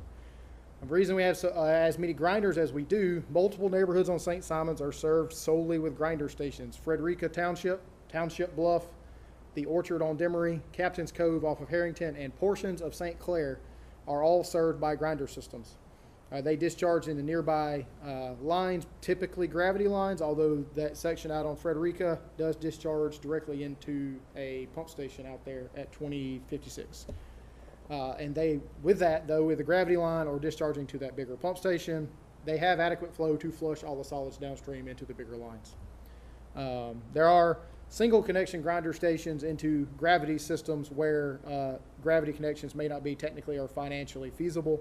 And these are considered on a step-by-step, a case-by-case basis. Like, for example, we had a customer out on Kate Road. It was going to be $100,000 for them to run a gravity line from their house, set a manhole to go under the road. So they shot under the road with a grinder connection to a manhole across the street.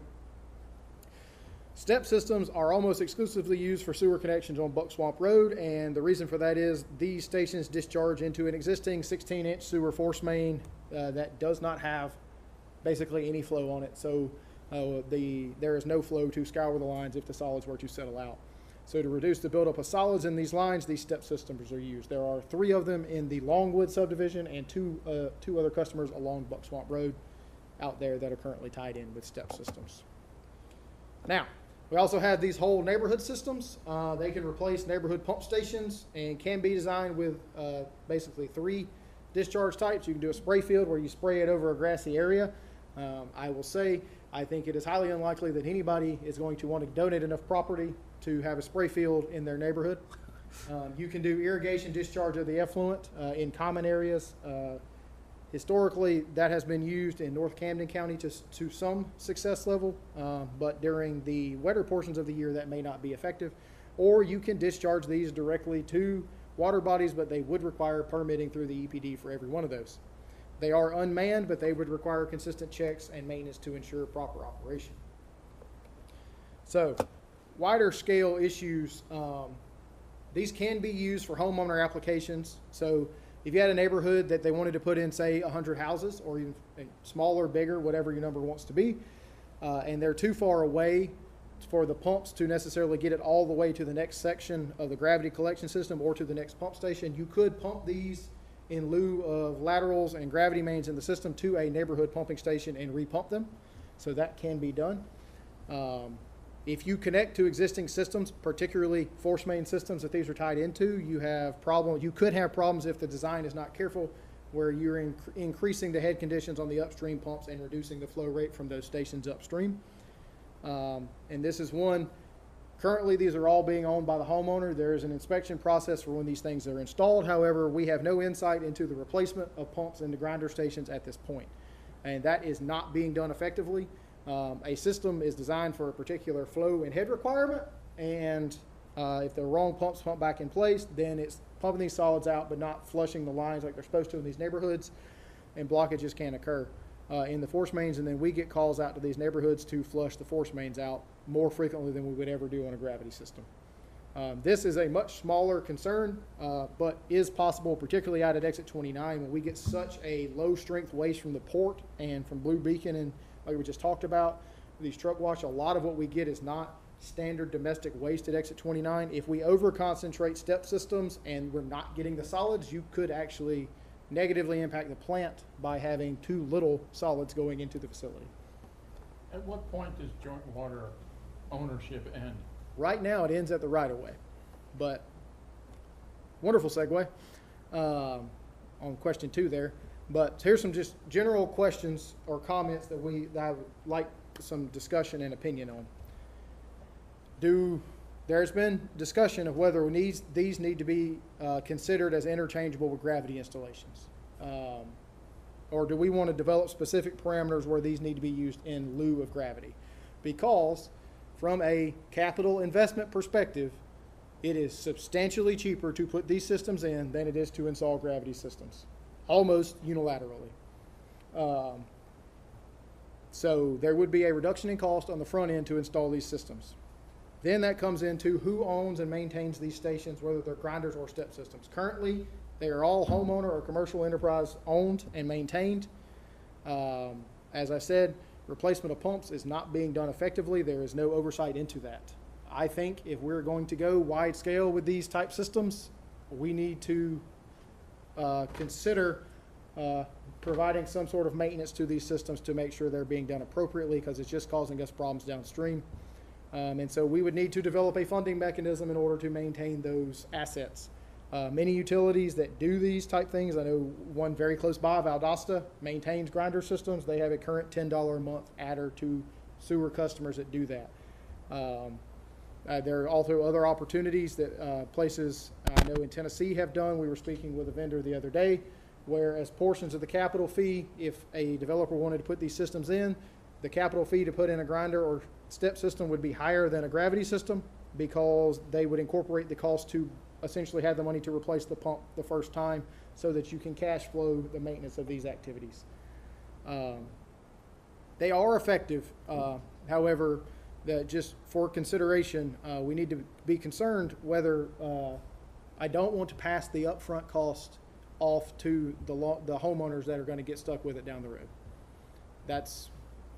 If we're going to vote our wallets on the front end, these are a very effective solution. However, we're going to pass that cost downstream if we don't safeguard it on the front end. How did we determine all those places on St. Simon's got grinder pumps? St. Clair's, because it's in a hole, and so there's not a lot of property to actually build a pump station out there. So for those customers to have sewer access, because almost all those customers were on septic tank, grinder systems were installed. As far as the other ones, I think some of the developments were proposed with grinder systems on the front end. Frederick Township most definitely was. Captain's Cove, I believe, was as well, right? Yeah, Captain's Cove was too. So they couldn't put lift stations anywhere. They could have.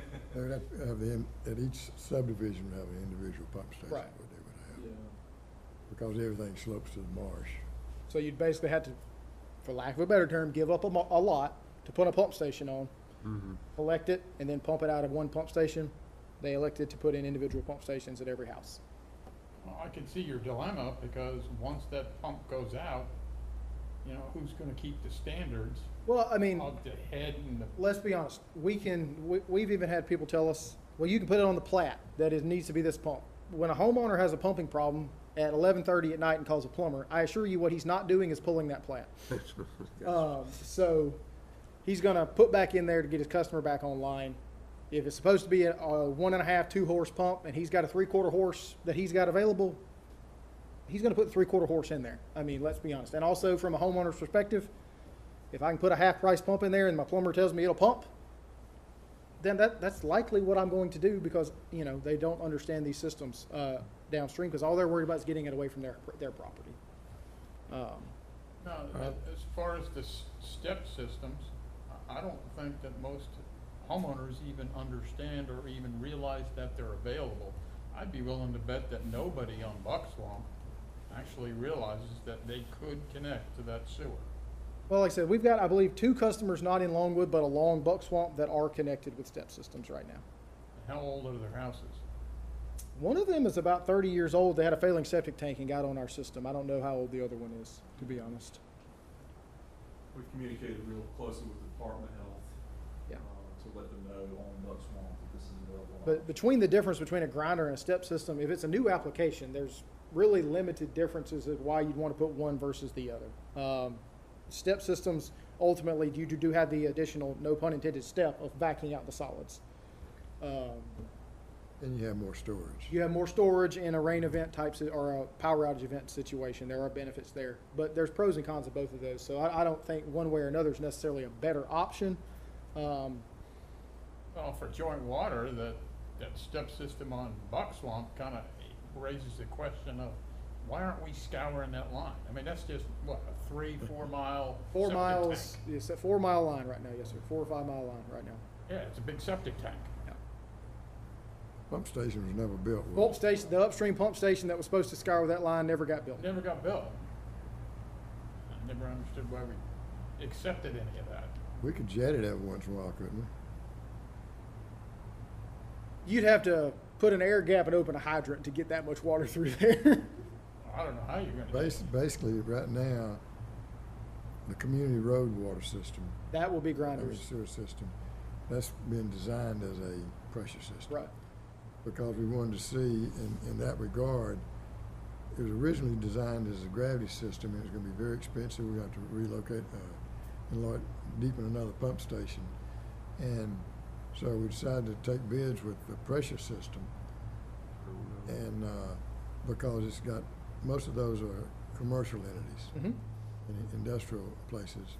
And we felt like they were more capable of maintaining them than the others, just to see how it is. Basically, when you get about 10 to 12 feet of depth on a gravity sewer in this county, you're in groundwater. So then you have to start well pointing. It could be very But I still prefer a gravity system wherever we can get it. So that, I and would like to that's, think that we're gonna always require gravity unless it's just not feasible at all. well, I think the question on feasibility comes into what is the definition of feasibility? If gravity is feasible by putting in a pump station, then we could put in gravity to a pump station in the back, pump it back out. That can be done. I think the question of feasibility comes in, like I said, the cost to install these systems is substantially lower than the cost to install gravity. So particularly for single homeowner connections, that's why we've allowed these systems to go forth. And most new subdivisions, developers want the lowest cost to put in. And But we that's, have if to we're going to do maintain- these widespread, my recommendation is to make sure we have a strong set of parameters of how this is done, or this will be the only type of sewer system that are installed because it's half the cost. Now, the same thing happens up in North Georgia where they put in pump stations for subdivisions. But then they should have increased in the inceptor line that going down the creek. It's down by the creek. Mhm. Eventually, there's gonna be a sewer line going in there. So utilities there, they're having to put in interceptor lines later on. So what they do, they charge the developer $5,000 or $50,000 to put in that pump station. Because eventually they're gonna have to pay to increase all that. The same thing on these pressure systems, unless you have something where you are requiring a homeowner or something, or we have a supply of them, then we have more headaches with it. Yes, it would be generating considerable amounts of headaches for us to take. I mean, if we were to go widespread into these and all of a sudden there's a 300 lot, 500 lot subdivision that gets put in and we decide we want to maintain it, we're gonna have to add staff to maintain these pumps because we ain't got staff that's got time to go maintain 500 pump stations right now. Now, granted, we don't have to go to them every day or even once a month. But our inventory costs are gonna go up, so there will be a cash flow situation, which is why I would recommend increasing a capital portion if we're gonna install these to help cash flow that on the front end, because if not, we're gonna be behind the 8 ball trying to replace some of these pumps. Well, I don't think we're gonna make a decision today. No, This and is that's why I just wanted to get feedback, information. just information. It's been, there are uses for these. They are highly effective. I don't want to say one way or another. These are highly effective systems. They will do a great job of conveying sewage to our treatment plants and theoretically eliminate I&I, which is also attractive. Then are you gonna start mandating the actual basin and the pumps that go into these places? If we were to maintain them, yes. We would say you have to put in these, and then that way we could inventory those pumps and replace them. You wouldn't actually work on the pump, you'd snatch it out, put a new one in, come back to the shop, work on the old one. Most of them, in most systems, are where they just have a low house and it just cannot be served by the existing gravity sewer. And so that's why they have it. And that person's responsible, just like if you have a clogged sewer line. Right. Well, didn't we just accept the ownership of one of these neighborhoods that actually put Frederica pressure? Marsh Cottages is a new neighborhood that's going on low Right. pressure. Or We pressure, just accepted one, I don't know, 2 meetings ago. yeah, something like that, yes, sir. Yeah, that was Merit the place. American. So they are out there. They are allowed in the standards currently. The whole neighborhood treatment systems are not currently allowed in the standards. That would have to be a very individualized case because that requires individual permitting through EPD. That's a whole different ballgame. But as far as the grinders and the steps, they are currently allowed in the standards. Just want to make sure that we're considering all the options before we start jumping off into this unnecessarily. So, say on Buck Swamp Road, can you actually have a couple of homeowners just get together and put one basin in and one pump, and they can gravity from their septic to the one? I mean, if we were going to maintain them, I think that's a chance that could happen. But if you have two people using the same system and we don't maintain them, you're going to have finger pointing of who's responsible for fixing it. Satellite system. Yes. You're going to have a lot of finger pointing of, Miss Smith and Miss Jones. One of them technically owns it and the other one's using it, and Miss Jones ain't been paying Miss Smith. It's a whole thing. They might get along today, but not And tomorrow. not tomorrow, right? Or your neighbor moves and you get a new neighbor and they're not privy to this deal that's been going on. So. Well, thank you, Andrew, for this. I think it gives us something to think about. Yes. Let's move on to the water production report. All right, water production. I'll just stand here so we can power through this in the last 10 minutes of our meeting here. All right, one thing you'll notice on the Brunswick water production report is the Howard Coffin well did not run for the month of July, and it has not run for the month of August because we inspected the well casing and it's got holes in it. So we are looking at rehabbing that well by either lining the well casing or that's a 20-inch casing, or potentially just slipping a whole new casing on the inside to get that done. It won't necessarily impact the flow rate unnecessarily. We're looking at the cost effectiveness of those options. But as you can see, Brunswick Villa took up the bulk of that additional flow, which is not actually what we would like to see, but that's happens sometimes. But for the month, 5.3 million gallons a day in the Brunswick system. I will say I did update the taste and odor complaint numbers because I found out those are being stored in 2 different locations and I was only looking in 1 location. So those are about 50-50 on taste versus odor. Most of them, or when I say taste and odor, some of them are dirty water versus taste and odor complaints. About half dirty water, half odor and taste complaints. So we have more complaints than we used to. Not more complaints, I was just not recording all the complaints. But as you see, the flow very consistent year to year. Peaked up in June because it was been very dry. Obviously, it's been very wet, so I would expect some of those numbers to decrease again in the month of August unless it gets very dry all of a sudden. St. Simons, Airport well had some electrical issues that we worked through, so Mallory well picked up a little bit of that slack. But all in all, 3.2 million gallons for the month, per day on St. Simons Island, which is a little lower than it was this point last month, but of course June was higher, so still tracking fairly well with where we were at this point a year ago. At exit 29, 2 wells running fairly well balanced down there, about 318,000 gallons a day at exit 29 for that water system, which is a little bit lower. I do think you could see in May and June with it being dry, we have got a lot more irrigation customers at exit 29 than we used to have. So that would likely explain that somewhat increase in May and June. As far as unaccounted for water, 12.6% for the month. Again, those are going to fluctuate as we recalibrate our well meters and things like that. It will be higher for the month of August because we got to replace the head on the one at Academy Creek, Academy Creek is our largest water user. So you're going to see higher water, unaccounted for water for the month of August because we got to get that head replaced on that meter. But still AMI, 98.4% of the readings come in with the AMI, with the rest coming through the AMR system. But as you can see on the water bills for the month, slowly increasing the customer base each month, over 30,500 water customers now for our utility. Any questions on the water report? Yes, yeah.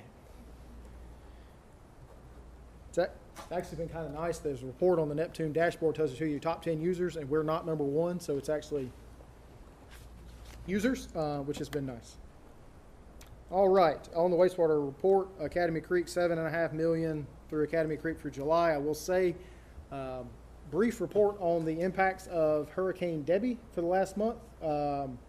Flows went up substantially during the storm event at Academy Creek. At one point, we were doing over 26 million gallons. Flows for the last week have been over 15 million gallons a day.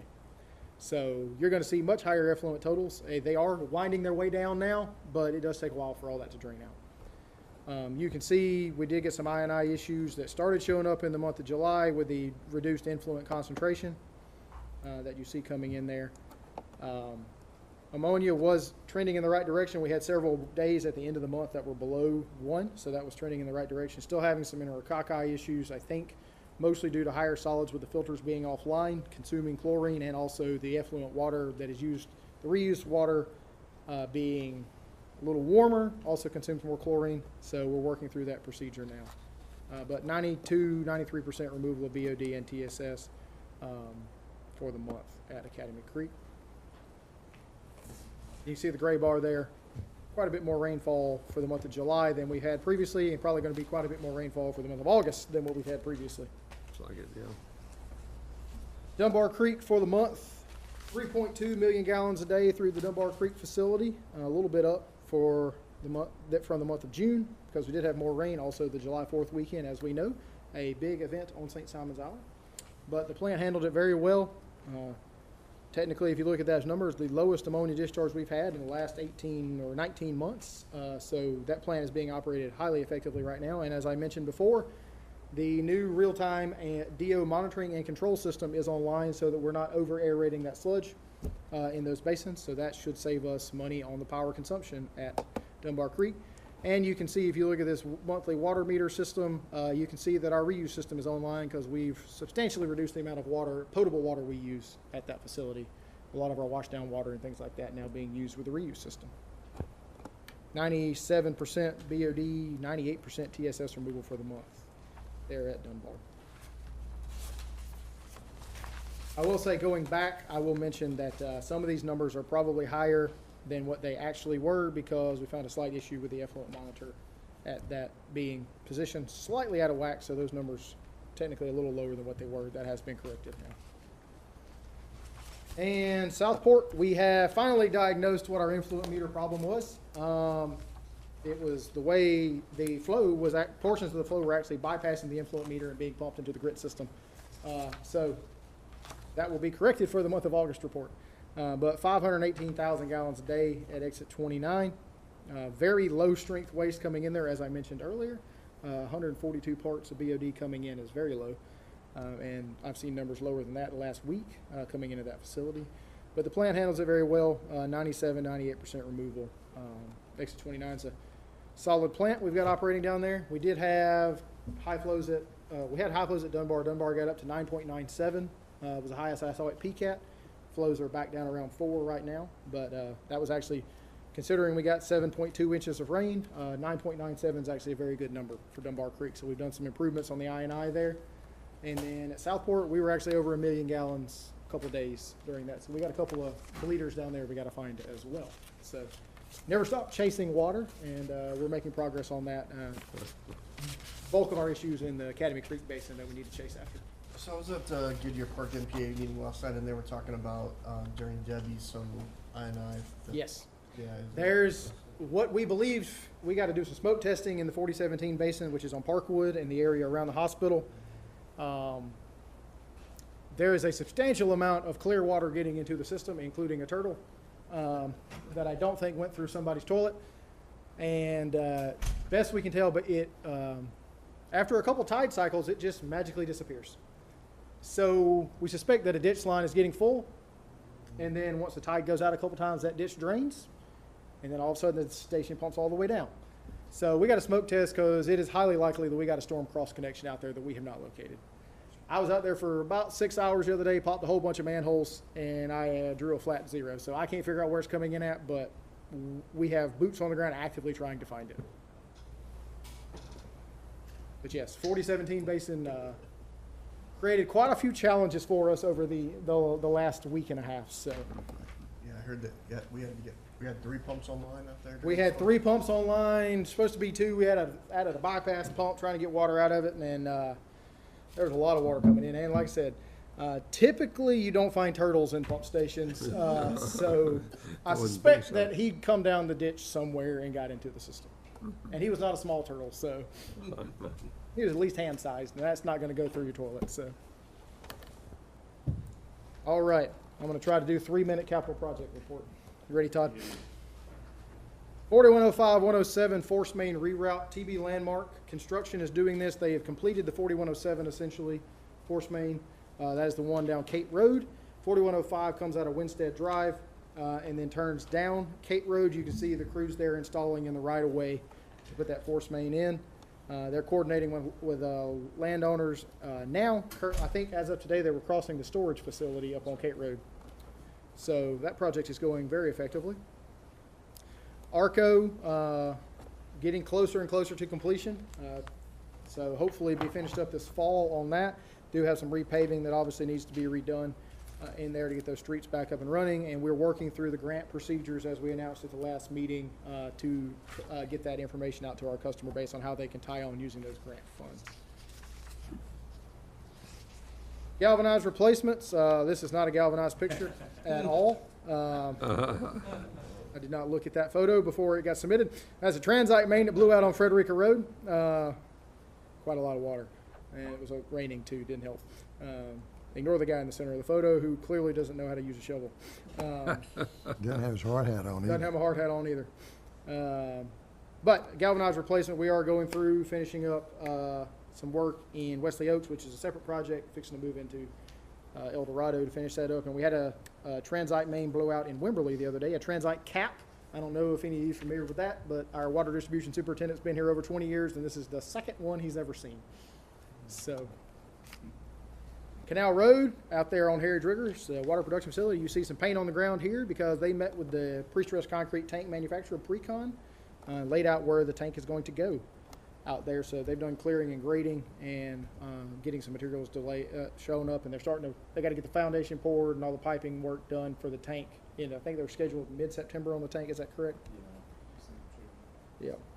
4002, Popco working on that project in downtown Brunswick. They've done most of the building work. We're waiting on electrical delivery so that the electrician can come in and replace the electrical equipment at that station. 4044, also Popco. Georgia Power is doing some relocation of some power lines so they could get in there and actually install the new wet well. So that has been completed, and they are actively working on site to install that essentially a new pump station downstream of the old pump station. Dunbar Creek we talked about, did have a change order to replace our fixed and air line that's right here, and also coat this basin here. We talked about putting the roof on this building right here. We had the change order to line stop and remove a valve here and build a structure which hasn't been done over the reuse system. So that new clarifier, as you can see there, has water in it. The only thing that was preventing it from having water was a wall, and we pumped around the wall during the storm event to make sure we could use it.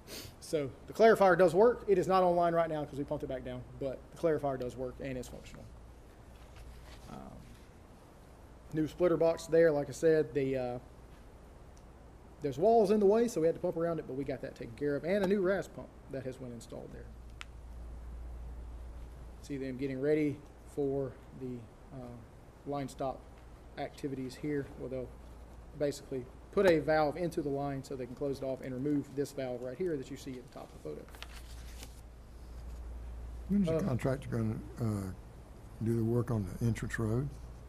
BRW will be the ones doing it on the entrance road. We're just waiting on wetlands permitting to get that done. Okay. 4001, Another Popco station waiting on applications, did have some I&I issues into the station, so we bypassed this station during the rain event. Got the flow down there. No work on necessarily ongoing from a project perspective at this time, neither at Pump Station 3101 at exit 29. Wesley Oak Circle, all the pipe is installed. We've got to make connections and do final testing and tie-ins down there to get that system up and running. And then here we are with the report. It has information on all of our projects, updated Gantt chart, and the updated EVA report, which you'll see some of these drop offs. Our EVA schedule performance index dropped rapidly because we dropped off a couple of completed projects.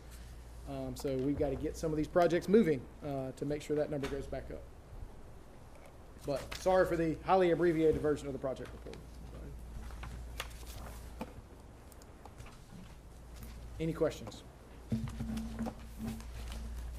We'll adjourn the meeting.